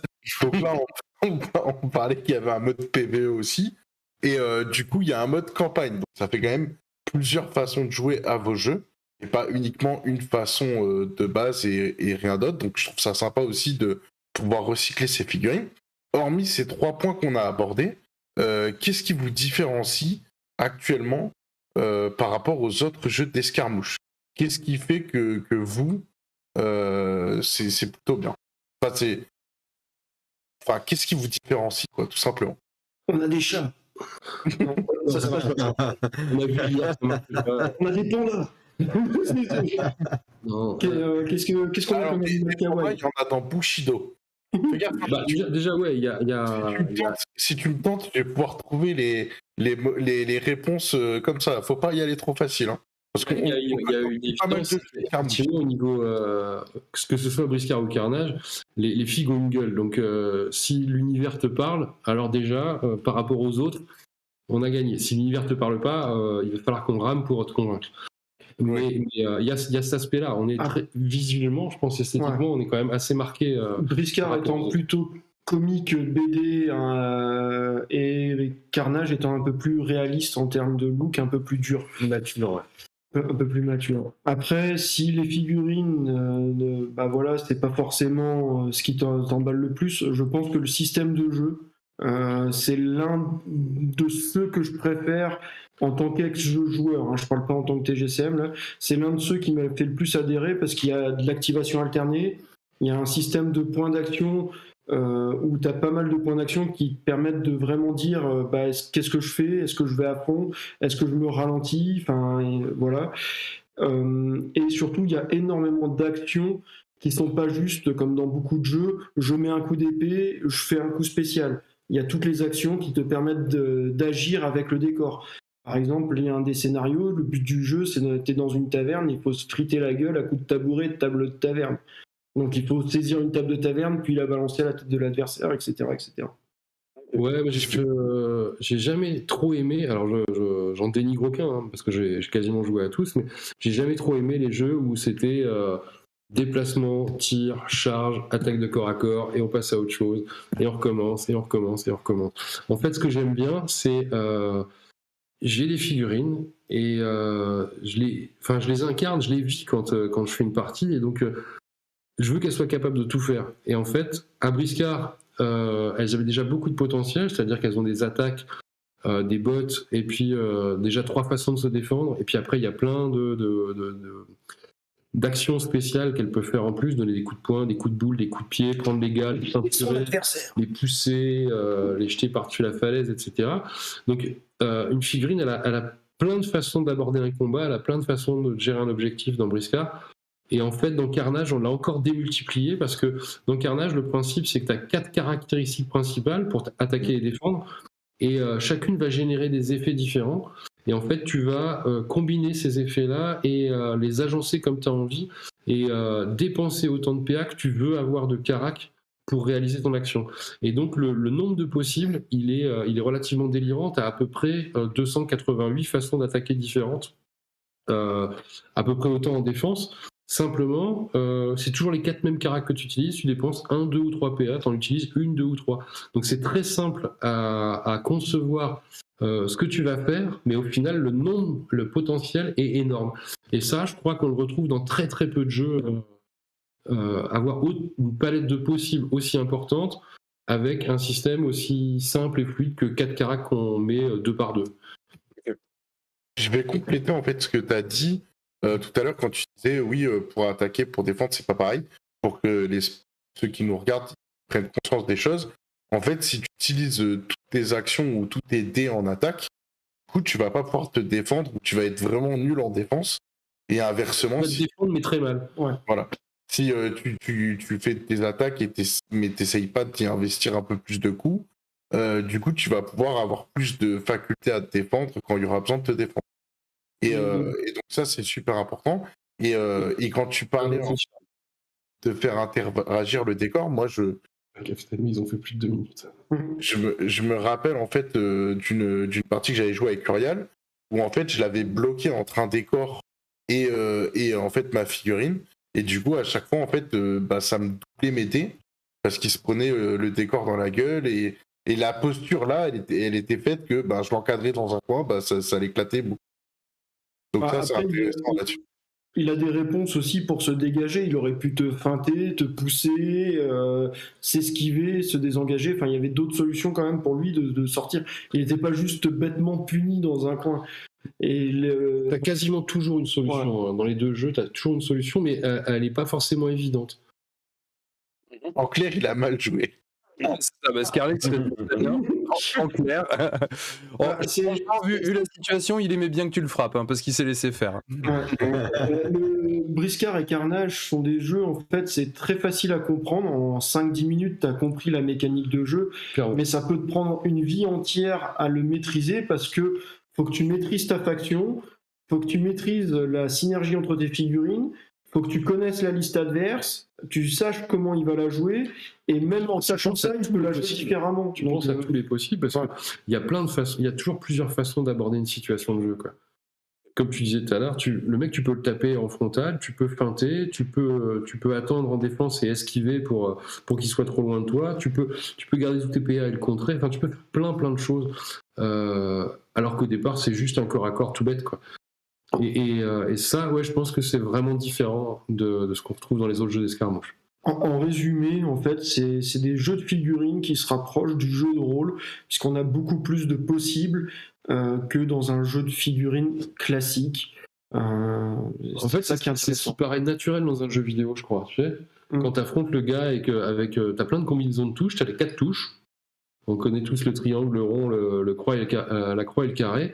Et en fait, ces combinaisons-là fait que y a un nombre de possibles incroyables et tu peux faire des tas de trucs comme ça. Bah oui. Ça tu parles de PlayStation et pas de Nintendo. Ouais, mais bon. Et donc, on a retranscrit un peu ça dans le sens où là, c'est toi qui les fais, c'est toi qui les décides, les combinaisons de touches. Mais en gros, c'est un peu ça l'idée. D'accord. Et vous voulez dire APY. C'est ça. Ouais. Oui, ma langue est forte. Du coup, PC, est-ce que tu as une question, toi? J'en ai plein des questions. Tout à l'heure, vous parliez des livres. L'os des affranchis, c'est le numéro 2, si je ne m'abuse. Ouais. Est-ce qu'il y a l'écriture d'un 3e en cours ou pas? Eh ben, logiquement, oui. Oui. Et il y a des chances qu'il arrive en même temps que justement le jeu de rôle dont on parlait tout à l'heure, quoi. Ok, d'accord, donc il va falloir quand même patienter un petit peu. Moi, je pensais qu'il sortirait pour le Kickstarter, autant le jeu de rôle que le livre 3. Non, j'aimerais, hein, mais c'est super long en fait d'écrire un Bien sûr. Et comme je fais pas que ça, ça je crois on l'a compris, ouais, effectivement, t'es un peu au four au moulin. Pour information, en fait, au sein de l'équipe, moi je ne sais pas sculpter, donc c'est Manu qui se tape toutes les sculptures Briscard. À côté de ça, on se tape tous les deux les règles, les profils. Manu se fait l'administratif en plus l'écriture des romans. Ma petite femme fait toute l'infographie, la mise en page des cartes, des bouquins, tous les visuels sur le site, etc. C'est ma petite femme qui fait ça et qui nous seconde beaucoup. Ouais. Mais ouais, du coup, en fait, tu changes de casquette 4 ou 5 fois par jour. Et de temps en temps, quand tout le monde dort, tu te mets à écrire un peu. Donc là, faut pas l'attendre pour tout de suite. Je partirais sur un monde parallèle, une espèce de second univers. Il n'y aurait pas eu le Covid, tout ce qu'on a connu et tout ça, dans un monde, on va dire, idéal. Est-ce que vous auriez pris une 4e personne? Est-ce que vous auriez dans l'idée d'embaucher une personne supplémentaire ou vous arrivez à gérer à 3? Carrément. En fait, au niveau du développement de l'entreprise, s'il n'y avait pas eu le Covid, on aurait pu prendre un local, délocaliser et embaucher au moins une 4e personne. Ouais. Parce que la progression de l'entreprise fait qu'on aurait pu se le permettre. Typiquement, pour rien vous cacher, début 2020, fin 2019, début 2020, on commençait à prospecter. Il y a des potes à nous, il y en a qui font partie des bêta-tests, etc., qui sont venus faire des essais à la prod pour seconder Gwen et puis pour justement qu'on ait un 4e poste et que du coup que Gwen puisse se dégager du temps parce que là pour l'instant il fait le moulage des figurines mais aussi la production. Et la peinture plus la création des tables. Voilà, l'idée c'était de pouvoir avoir un padawan qui soit formé, qui devienne dispo et du coup qu'on puisse faire face aux grosses productions nécessaires quand il y a les gros salons, quand on fait les KS, etc. Avoir 2 gars sous la pompe et moi en backup. Et puis voilà. Et donc on commençait à chercher justement cette perle rare parce que justement on sentait qu'on commençait à avoir la trésor pour pouvoir embaucher un gars à mi-temps et puis aller de l'avant. Et l'étape d'après, effectivement, c'était de localiser pour avoir plus de place, pour pouvoir stocker mieux et du coup être plus réactif encore. Et puis arrêter de perdre du temps dans des. C'est horrible quand c'est aussi. C'est la caverne d'Alibaba en fait. Alors peut-être avec moins de pièces d'or, mais ça prend Alibaba la cave. Et des fois, tu cherches un truc, tu sais que ça existe, hein, tu sais que tu l'as vu la semaine d'avant, tu mets une demi-heure à le trouver, quoi. Alors que normalement, ça devrait être posé sur une étagère et avoir la place de le trouver. Parce qu'il faut savoir que dans la cave de Manu, il y a tout l'atelier de production et tout est GCM tient dans 50 mètres carrés, je sais pas si vous vous rendez compte, quoi. Ah ouais, quand même. En fait, une partie de la moitié du stock est dans mon garage, en fait. Ouais, j'essaie de vomir de plus en plus parce qu'on ne pouvait pas, imaginer bien quand on prend les palettes de bouquins, etc. On ne peut pas tout stocker au même endroit, donc du coup. Bien sûr. Et c'est vraiment l'optique, quoi. Notre but, c'est pas de se payer de plus en plus, c'est de développer ça pour que ce soit de plus en plus pérenne, en fait. Bien sûr, je comprends tout à fait. Dernière petite question, après je passerai à mes collègues. C'est une question d'un copain d'ailleurs qui a préparé les petites questions avec nous, qui s'appelle Mad Max, que j'ai vu dans les commentaires. Là tout à l'heure vous avez parlé d'un event que vous allez faire pour vos 10 ans. Est-ce que vous avez prévu de faire des tournois cette année, vu que maintenant c'est open bar et qu'on recommence à avoir beaucoup de tournois dans le milieu du wargame? Est-ce que vous allez vous lâcher et en faire quelques-uns, ou faire peut-être une convention carrément? Avant le Covid, on faisait déjà énormément de tournois. Là, depuis le début d'année, il y a déjà eu 3 tournois de passés. Samedi prochain, il y en a un. Depuis début avril, en fait. Ouais. Samedi, il y en a un à Buchères, à côté de Troyes. Au mois de mai, il y en a à Charquemont, à Saint-André-les-Vergers, à côté de Troyes. Il y a à Sartrouville où il y aura tournoi. JFJ 21-22 mai, il y a un tournoi Briscard le samedi, un tournoi de Carnage le dimanche. Il y aura les French Wargame Day. Enfin voilà, la saison des tournois a pu reprendre. Donc oui, ça se déploie partout. 25-26 juin, on est au French Wargame Day à Grenoble avec Evie et puis des milliers de joueurs d'AOS et de 40K. Et il y aura un tournoi Carnage et un tournoi Briscard aussi, ouais. Et on fait l'Open justement 27-28 août. On fait les championnats de France, les premiers championnats de France de Briscard et de Carnage chez nous dans le Nord. Donc il y a au moins 8 tournois qui sont déjà programmés là dans les 3 mois à venir. C'est ouf, franchement c'est top pour vous, et du coup je pense que le French Wargame Day devrait vous donner assez de visibilité pour justement développer peut-être les joueurs qui vous manquent, ou peut-être convertir. Si ils sont maintenus, parce que les French Wargame Day sont quand même maudits, parce que le confinement serait arrivé un mois plus tard, les French Wargame Day première édition seraient finis, on n'en parlerait plus. Les patchs qu'on avait fait broder pour l'occasion, ils seraient à la bonne date. Mais non, du coup, c'est collector. Ouais, de ouf, c'est collector, ouais, exactement ce que j'allais dire. Ouais. Ce que j'allais dire. Ah d'ailleurs, excusez-moi, alors j'ai dit que c'était la dernière question, mais non, en fait, j'en ai une qui vient de popper.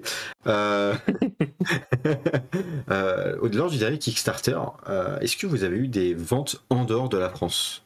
Est-ce que dans l'Union européenne, il y a eu des ventes, ou même à l'international, je sais pas. Sur le premier KS, on a eu, je parle pas de l'Angleterre et des anglophones qui sont en Belgique ou en Suisse, mais on a eu 15 ventes, 15 backers qui étaient vraiment à l'étranger, c'est-à-dire États-Unis, Australie, Danemark, Norvège, voilà, des gars comme ça, Italie, Espagne, donc des gars qui étaient vraiment pas ni francophones ni très proches de chez nous.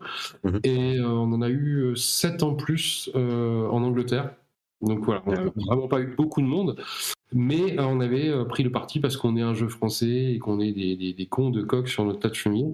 Et donc on avait tout fait en français, on avait sous-titré un petit peu la vidéo de présentation, mais voilà, il y avait une page lien qui retraçait tout le Kickstarter en anglais sur notre site internet, mais voilà, l'essentiel était en français.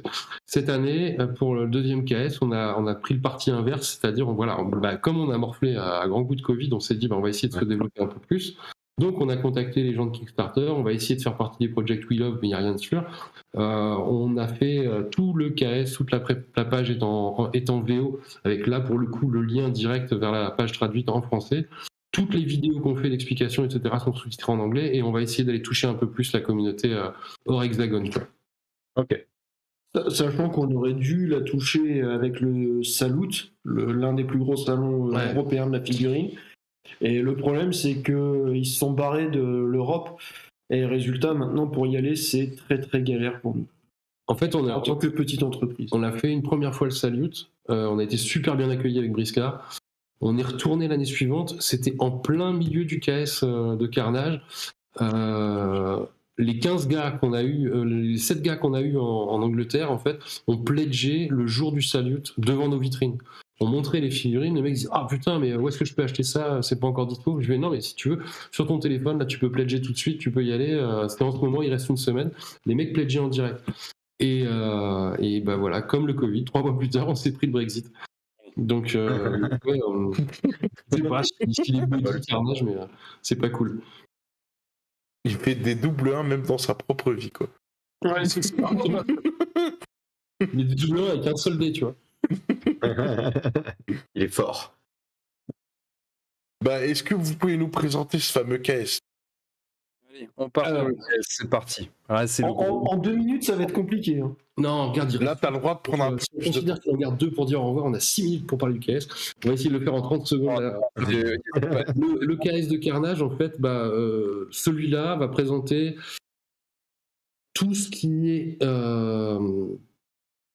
proposé déjà dans les vidéos sur YouTube. Donc si on n'a pas le temps de tout vous expliquer, allez voir très vite sur notre chaîne aussi.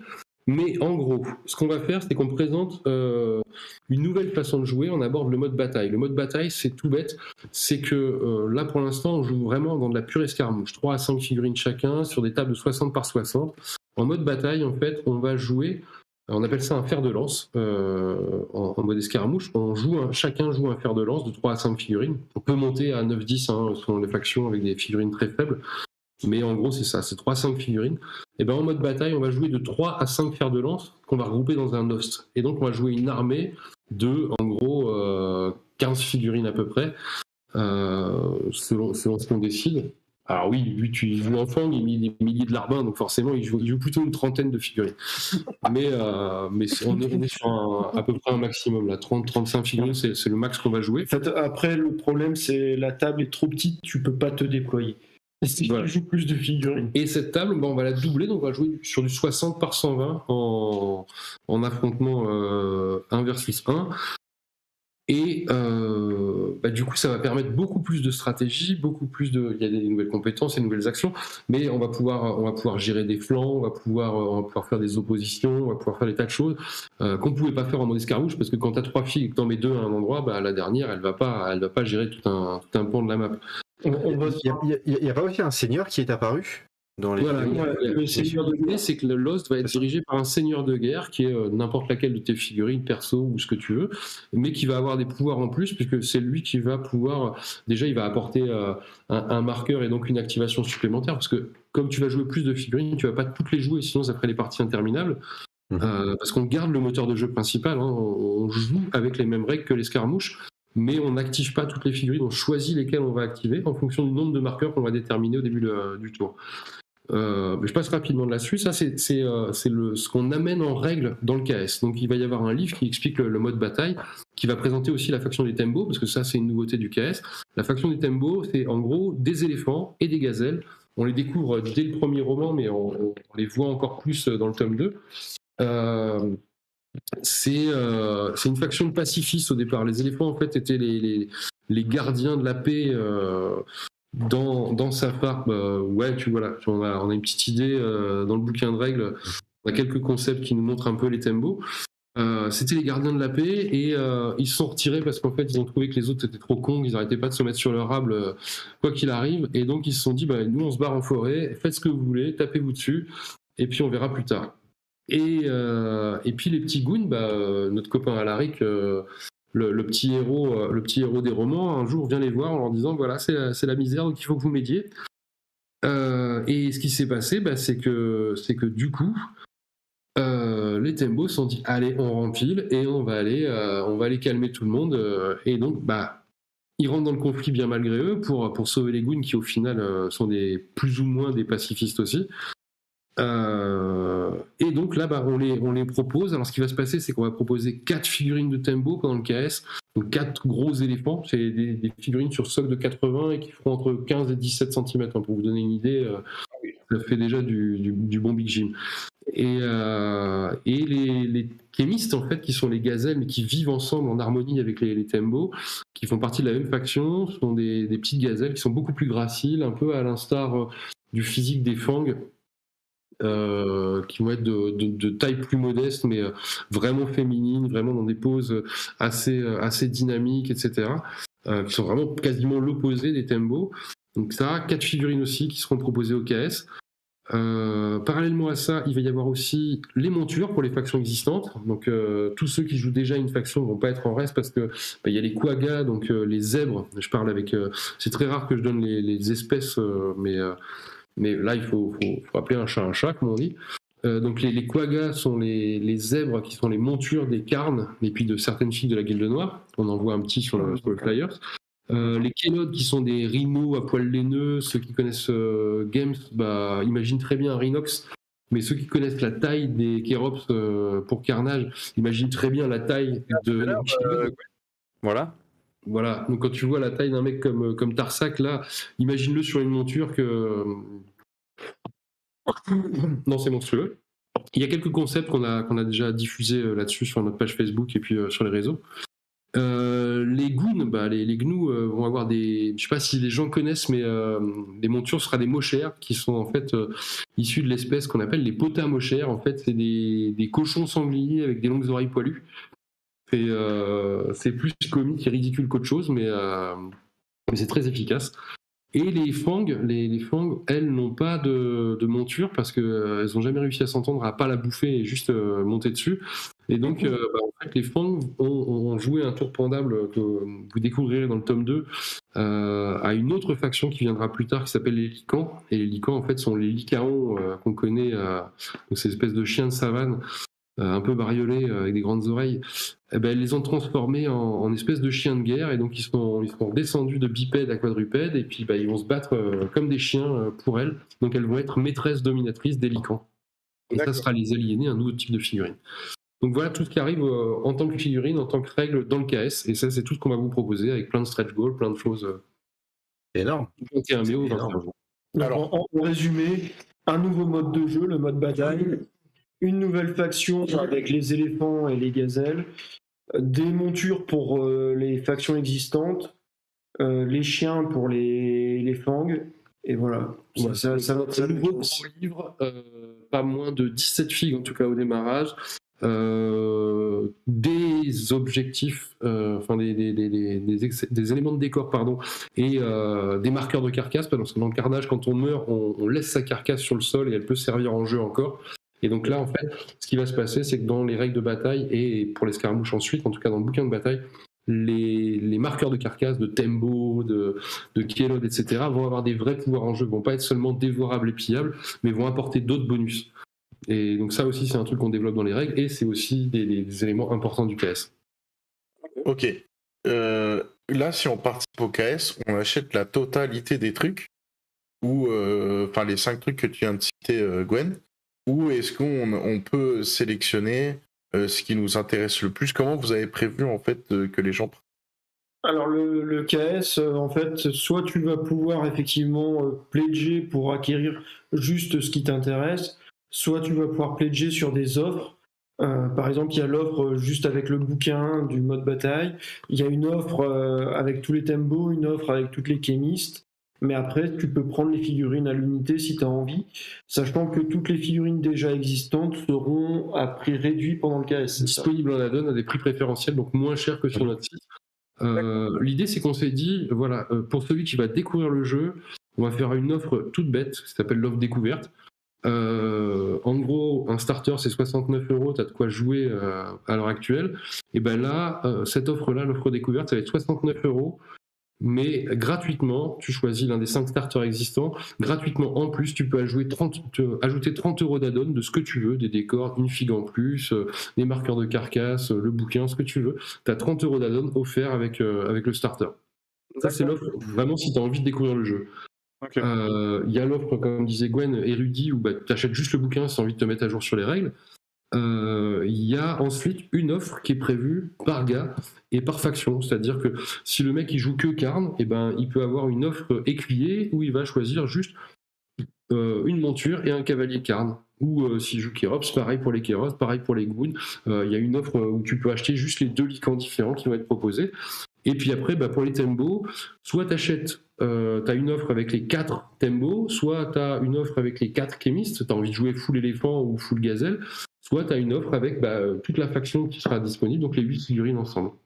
Et puis après, forcément, tu auras le all-in. Ah, voilà, le all-in. Le all-in à combien? On veut savoir. Le all-in. Le all-in à combien? Le all-in, en gros, il sera en early bird à 499 au lieu de 629 prix public. Ok. Propre. Carrément propre. Très bien. Il y aura aussi des early birds qui seront en quantité et pas en temps. Et donc les 50 premiers auront des prix préférentiels sur tous les pledges possibles. Et la livraison est prévue pour... Alors en fait, ce qui se passe, c'est que le premier KS, on n'avait pas fait de vrai pledge manager. En fait, les mecs pouvaient pas participer après coup ou rajouter ou modifier leur pledge après coup. Et c'est quelque chose qui nous a été reproché. On nous avait dit ouais, mais pourquoi vous faites pas comme tout le monde, etc. Simplement parce qu'on l'avait fait nous-mêmes. Et donc, comme on fait tout nous-mêmes, des fois on fait des erreurs. Et cette fois-ci, en fait, du coup, on avait livré en 5 mois. Cette fois-ci, en fait, ce qui va se passer, c'est qu'après la fin de la campagne, on va ouvrir un pledge manager qui va durer, je pense qu'il va être lancé 15 jours après, qui va durer 1 mois. Donc ça va repousser un petit peu d'1 mois et demi simplement l'état des comptes de ce qu'on doit produire, etc. On va pas attendre, on va commencer bien avant, mais en gros, ça va repousser un petit peu. Et donc la livraison, elle est prévue, et on va tout faire pour s'y tenir en mars 2023, c'est-à-dire 6 mois après la fin du pledge manager ou 8 mois après la fin de la campagne. Ok. Bon, c'est pas mal. Hein. C'est très raisonnable. Très Ouais. raisonnable. Sauf si effectivement on fait 12 millions d'euros parce qu'on aura un petit peu de retard en production. Ouais, mais tu pourras embaucher du coup. Et je le local. Ouais, c'est l'idée. Il faut embaucher, les former et après produire. Donc ça risque quand même de ralentir un petit peu. Puis planter les tentes dans le jardin, tout ça, ça va être colère. Et là, l'objectif, ce serait de faire combien à ce KS? Je parle peut-être pas en termes d'euros, mais peut-être en termes de nombre de figurines. L'objectif de financement, c'est 35 000 euros. Parce que, pour rien vous cacher, lancer tout ça, en fait, le coût de revient, l'impression des bouquins, les conditionnements, la paye des mecs qui modélisent les figues, le silicone, la résine, etc. Tout ça, ça nous revient à peu près à 35 600 euros. Donc voilà, si on arrive à financer, et l'objectif c'est 35, si on arrive à financer à 35, en fait, cette nouvelle saison de Carnage nous aura rien coûté. On n'aura rien gagné du tout, mais elle nous aura rien coûté, et ça existera. Et donc on aura payé toutes les modélisations, on aura fait imprimer les cartes et les bouquins, et on n'aura pas un sou de plus. Forcément, on a prévu plein de stretch goals pour vous donner envie d'aller plus loin, mais parce que là, on va justement commencer à prévoir les Maldives et tout ça. Normal. Mais non, je pense pas. Non, pas les Maldives. Non, pas les Maldives. Pas les Maldives. Plutôt Dunkerque. Pourquoi Dunkerque, c'est pas mal. Dunkerque, c'est pas mal. Non, Avec le premier KS, on aurait pu aller au moins jusque Caen. Non, et donc voilà, l'idée c'est ça, c'est vraiment de financer ce projet-là et pas d'en tirer de la trésor, c'est vraiment d'avoir les moyens de lancer ça après 2 ans où on a tiré la langue et où du coup voilà, le jeu a pas été dynamique. Et donc lui redonner cette chance-là avec toutes ces nouveautés-là, c'est l'ambition du KS, quoi. Et donc pour ça, il faut au moins 35 000 euros. Ok. On avait fait 268 backers, je crois, sur le premier KS. Si on garde cette moyenne-là, normalement, on financera. Et après, voilà, l'inconnu, c'est est-ce qu'il y a encore autant de gens qui nous suivent? Est-ce qu'on va réussir à séduire autant de gens? C'est un peu l'incertitude en sortie de Covid de savoir c'est ça. l'état des trous. Alors, on est très loin des effets de Mythique ou de Simone, hein, mais voilà, quoi. Nous, on a cette ambition humaine de faire vivre nos jeux. On n'a pas cette ambition de faire des millions pour pérenniser une grosse structure, quoi. Non, mais c'est un On objectif le qui est tout souhaite. à fait honorable, hein. C'est vrai que simplement, on va dire, parce que je dis simplement dans le terme de la simplicité de cette ambition, non pas que ça soit simple à faire, là évidemment on sait tous que c'est une aventure complexe, mais c'est un objectif qui est plein de simplicité, plein de bon sens, donc je vous souhaite vraiment de réussir et j'espère que les gens seront au rendez-vous. En tout cas, vous y mettez du cœur, ça s'entend, ça se voit, donc je vous souhaite vraiment que ça fonctionne. Merci beaucoup. Merci C'est clair. beaucoup. En plus, c'est une société française, donc on leur souhaite 2 fois plus. Ouais, non, mais c'est vrai. Enfin, c'est aussi, voilà, en gros, c'est du jeu de figurines français local. Une petite équipe qui vit de sa passion et enfin en tout cas qui essaye de vivre de sa passion et je trouve ça beau quoi. Donc c'est vrai que ça fait plaisir aussi de voir qu'il y a des initiatives comme ça et que vous vous donnez à fond pour y arriver quoi.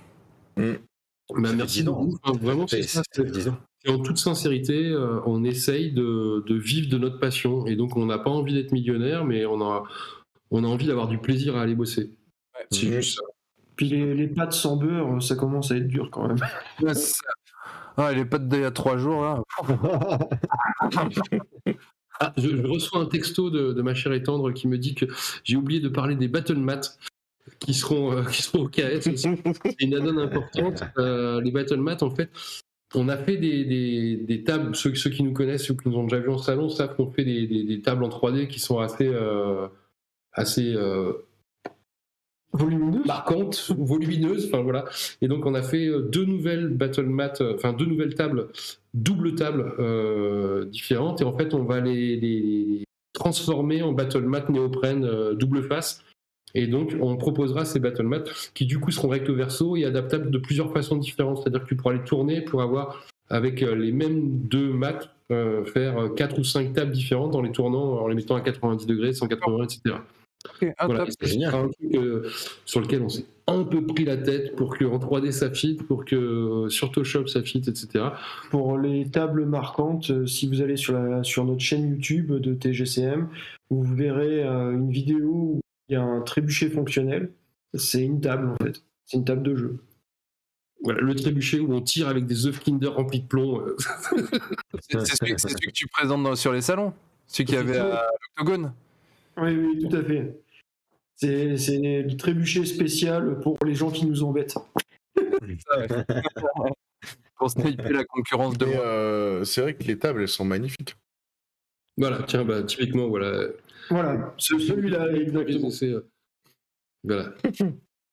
C'est énorme. Et là, tu balances quoi, les figurines, du coup? Elles tiennent le choc, ça va? Non, là, bah, comme disait... Il a essayé de massacrer ma voiture, en fait. D'ailleurs, en mode robe de Et chambre. la petite voiture jaune au fond, derrière, c'est l'atelier TGCM, c'est les 50 mètres où tout TGCM se crée. D'accord, ok. Ouais, écoute, c'est vraiment top. Marco PC, est-ce que vous avez encore des questions? Moi, les questions que j'avais notées, ils sont déjà répondues dans d'autres questions. Ok. PC? Tac. Dernière chance avant qu'on se quitte. Yes, j'en ai encore une qui encore une fois vient de Mad Max. Il pose comme question: de plus en plus de créateurs de jeux français émergent. Selon vous, est-ce qu'on a une French Touch qui arrive dans le monde de la figurine? Ici, j'en ai une deuxième aussi de ma part, mais Mais je dirais pas qu'elle arrive, en fait, je dirais qu'elle est là depuis super longtemps. C'est très ancien, hein, l'historique de la figurine en France. Si on remonte pas aux Napoléoniens ou aux marques de figues historiques, il faut se rappeler que Iliad Games avec le Retour des Dieux, Rackham qui est pas tout jeune, mais bien avant ça, il y avait je cherche en parlant, mais Fenrir qui était là depuis longtemps. Il y a Mithril aussi qui était sorti par Prince Auguste. Enfin, on a vraiment un gros historique de figues et on a vraiment une touch parce qu'en fait, en France, il y a une patte autant en sculpture qu'en peinture Je sais pas, je pense que tout le monde qui s'intéresse un peu à la figurine connaît des noms comme Carrasco et autres, Thomas David, les mecs qui connaissent un peu les peintres, savent qui est Martin Grandbarbe ou des gars comme ça. Et donc voilà, et je pense qu'il y a une vraie touch française. Et dans la création de jeux, en fait, on a un gros passif parce qu'en fait, on est des joueurs depuis le Moyen-Âge, quoi. On n'a pas à rougir du tout, puisqu'on a le passif le plus ancien après la Chine, je pense, en termes de création de jeux purs. Et donc, bah ouais, cet héritage-là, on le transmet et on le fait perdurer. Le truc, c'est que moi, pour avoir commencé le côté professionnel du jeu en 2004, donc un peu plus de 15 ans maintenant, jusqu'à maintenant, j'ai vu pas mal de gens plein d'ambition, j'ai vu pas mal de gens plein de talent, j'ai vu pas mal de gens se lancer et se vautrer très vite. J'ai vu des gens tenir relativement longtemps, j'ai vu des gens qui tiennent encore. Par exemple, Alchemy qui a été repris, qui est soutenu maintenant par le club de Sartrouville, qui avait été lancé par Kraken avec, je pense, une idée merveilleuse, un système assez génial, des talents monstrueux en peinture et en sculpture, mais un business plan qui était complètement loufoque. Et ben, ça a été repris par une asso avec Nicolas, Manu et compagnie. Et ben, le jeu continue de tenir, et ça pour moi c'est la vraie French Touch. C'est des mecs qui font vivre un univers qui tient la route, un système qui tient la route, et avec une volonté de faire vivre le jeu. Et j'espère que tous ceux qui se lancent maintenant, là, ils ont bien réfléchi à leur projet. Je leur souhaite forcément de réussir. Hein. On a croisé il n'y a pas longtemps Hugo et Thierry de Kairis, Oxycat Games, pour ceux qui ne connaissent pas, etc. Franchement, je leur souhaite de réussir et de percer parce que il y a cette vraie capacité en France à créer des pépites. Très souvent ça pêche au niveau gestion, au niveau administratif. C'est con, mais en fait quand tu veux faire du jeu, il faut malheureusement avoir la tête sur les épaules, de temps en temps sortir du truc et puis te dire quand c'est la compta, quand c'est l'administratif, faut être sérieux. Quand c'est la sortie d'un truc, il faut réfléchir à combien coûte tout. Et pas oublier le conditionnement et pas se dire ça c'est pas grave, on y pensera plus tard, etc. Faut vraiment essayer de poser sur le papier ou sur l'écran tout ce que ça suscite. Et si tu arrives à faire ça, alors peut-être que ton projet, il va tenir le coup. Et je trouve ça tellement dommage, il y a tellement de trucs, je pense à Golgotha, Parabellum, à plein de choses comme ça qui étaient sorties à des moments et qui ont fait long feu, qui ont tenu 6 mois, 1 an maxi et qui se sont éclatés, simplement parce qu'en fait, les types avaient des idées super, mais ils avaient tout le talent et pas l'administratif qui manquait derrière ou la raisonnabilité que ça demande de se lancer. Mais ça, c'est vrai dans n'importe quel projet et pas que dans le jeu. Sauf que dans le jeu, on oublie que ça existe en fait. Après, il n'y a pas que ça, il y a aussi la ténacité. Par exemple, si on fait autant de salons, c'est pour pouvoir exister et se faire connaître. On n'a pas la puissance moteur d'un Game Workshop de pouvoir créer sa chaîne télé et de pouvoir inonder le web de vidéos, etc. tous les jours, quoi. Il ne faut pas oublier qu'il faut sortir les doigts et il faut bosser un peu plus que 10 heures par jour au démarrage, et le démarrage des fois il dure 20 ans. Je comprends. Je pose ma dernière question, après promis je vous embête plus. Tu peux continuer, mais il n'y a pas de problème. Moi, je suis chez moi, je peux tenir jusqu'à 3-4 heures du matin sans problème. Non, c'est vrai que je crois qu'on a déjà débordé votre temps de live habituel. Ce qu'Alix il dit, je confirme, si je vais à un salon et que je vois pas TGCM, je vérifie qu'ils vont bien sur Facebook. Il y a des salons où malheureusement on ne peut pas y aller parce qu'on les connaît pas, ou alors la distance est trop grande. Il faut savoir quand même qu'on est à la Bastée, donc à côté de Lille. Quand on nous propose des salons du côté de Toulouse, Tarbes, on est déjà à Toulouse, hein, mais c'est compliqué pour nous d'y aller. C'est l'expédition. C'est loin. Malheureusement. Cannes, on l'a fait 3 fois de suite. On l'a pas fait cette année parce que pour moi les règles sanitaires étaient complètement loufoques. C'est-à-dire, tu dois avoir un pass, même si tu es positif, on te laisse rentrer. Ça ne me convenait pas du tout. Et on l'a dit sur nos réseaux, il y a pas mal de gens qui ont compris ça. Mais sinon, on va jusqu'à Cannes tous les ans. On va à Lyon, à l'Octogone tous les ans. Mais après, effectivement, on est plutôt dans le premier cercle jusque la Loire, quoi. C'est ce du côté de Troyes, du côté de Paris, en Normandie, dans l'Est beaucoup. Au Mans, avec Ouais, mais en Normandie. Bendigorj. C'est pas en Normandie, non? Le Mans, c'est la Sarthe. Hein. C'est C'est la Normandie du Sud. La Normandie du Sud. Plus Orléans, tu vois. Je connais un petit peu, ma famille est de là-bas, c'est pour ça. Non, voilà, donc on essaie de bouger un petit peu, mais effectivement, malheureusement, le Sud-Ouest, ça reste loin. Ça reste très loin. Ouais, puis dit chocolatine, ça nous convient pas. Ouais, c'est ça. Ouais, vous avez bien raison. Vous avez bien raison. Du coup, cette petite dernière question, quel est votre... alors, vous avez parlé, voilà, ça fait 10 ans que vous existez, c'est génial. Vous êtes des pépites aussi, quelque part, de cette fabrication française, de ce wargame français. C'est quoi, brièvement, votre leitmotiv tous les jours? Qu'est-ce qui vous fait avancer tous les jours, votre leitmotiv? C'est l'alcool. Ouais, il y a un truc, Ça, c'est une obligation. il y a un truc qui m'importe énormément quand on crée TGC, enfin quand on crée Briscard et Carnage, les profils, les règles, etc. Non, pardon. Ouais, c'est moi je veux du pognon, bordel. Non, Pas complet. bah sinon, parce que je sais faire d'autres trucs qui rapportent vachement mieux. Mais c'est ce que je disais quand je faisais de l'info, tu vois. Quand j'ai arrêté l'info, en fait, j'ai divisé ma paye par 4, j'ai multiplié mon plaisir par 10. Et l'idée, c'est ça, c'est de continuer à se faire plaisir. Et ce qui m'apparaît le plus fondamental dans Briscard et dans Carnage, pour moi, c'est qu'on rappelle aux gens que un jeu de figurines, c'est avant tout un jeu. Et donc, il faut arrêter de se... Alors oui, on peut se prendre la tête pour essayer de gagner, on peut avoir envie de passer à la moitié de sa nuit à faire une compo qui est super stratégique, super synergique, etc. On peut pas lâcher le morceau et puis réfléchir à tous les possibles quand on est dans une situation de jeu. Mais il faut pas... Voilà, avant tout, on se fait plaisir, on joue. Il faut s'amuser. Et le jeu, c'est de l'amusement, c'est quelque chose qui détend, c'est quelque chose où on se fait plaisir. Et ça, pour moi, c'est fondamental. En fait, ce qu'on essaye d'apporter, c'est voilà, des petites heures d'évasion aux gens parce qu'ils bougent des pitous, ils s'éclatent à les peindre et ils se font plaisir avec. Notre but à nous, c'est de faire plaisir aux gens autant qu'on se fait plaisir à le faire. Et si on y arrive de temps en temps, alors on a gagné notre pari. Je sais qu'on n'y arrivera pas à coup sûr, hein. Je sais qu'il y en a qui se prennent la tête, je sais qu'il y en a qui prennent pas le temps de les peindre ou qui jouent ça en dilettante et qui prennent pas la vraie part de ce qu'on essaie de transmettre en tant que plaisir dans le jeu.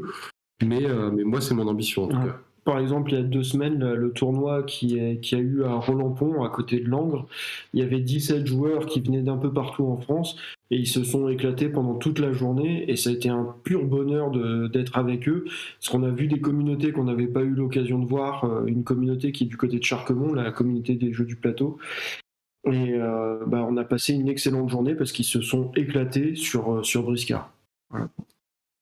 Donc ce qui nous fait avancer, c'est le fait que les gens s'éclatent avec nos jeux, s'approprient nos univers, font leur propre conversion. Par exemple, Dr. D, il peut pas s'empêcher, toutes les figurines passent à la moulinette et il les convertit. Ouais, mais c'est génial, ils se les approprient, elles sont à lui après, tu vois. Enfin, c'est classe. Et moi, quand j'écris les romans de Carnage, par exemple, je décris une trame, il y a des héros, il y a des machins, mais c'est un continent complet, donc je passe pas en revue chaque habitant, quoi. Et donc libre à chacun de se créer sa petite bande ou son petit fer de lance avec des mecs qui sont bien propres et qui existent sur Safar, parce que toutes les figurines qui ont été vendues et qui sont jouées par les joueurs, elles existent sur Safar, il faut bien se dire ça, quoi. L'univers de Safar, le continent de Safar, il est en train de se créer avec les gars qui jouent avec les figurines, quoi. Et puis on peut se les approprier. Par exemple, cette petite demoiselle qui est censée être une magicienne, petite conversion très légère pour récupérer des poignards dans les mains et une petite peinture à la Assassin's Creed et voilà, on a un magnifique assassin.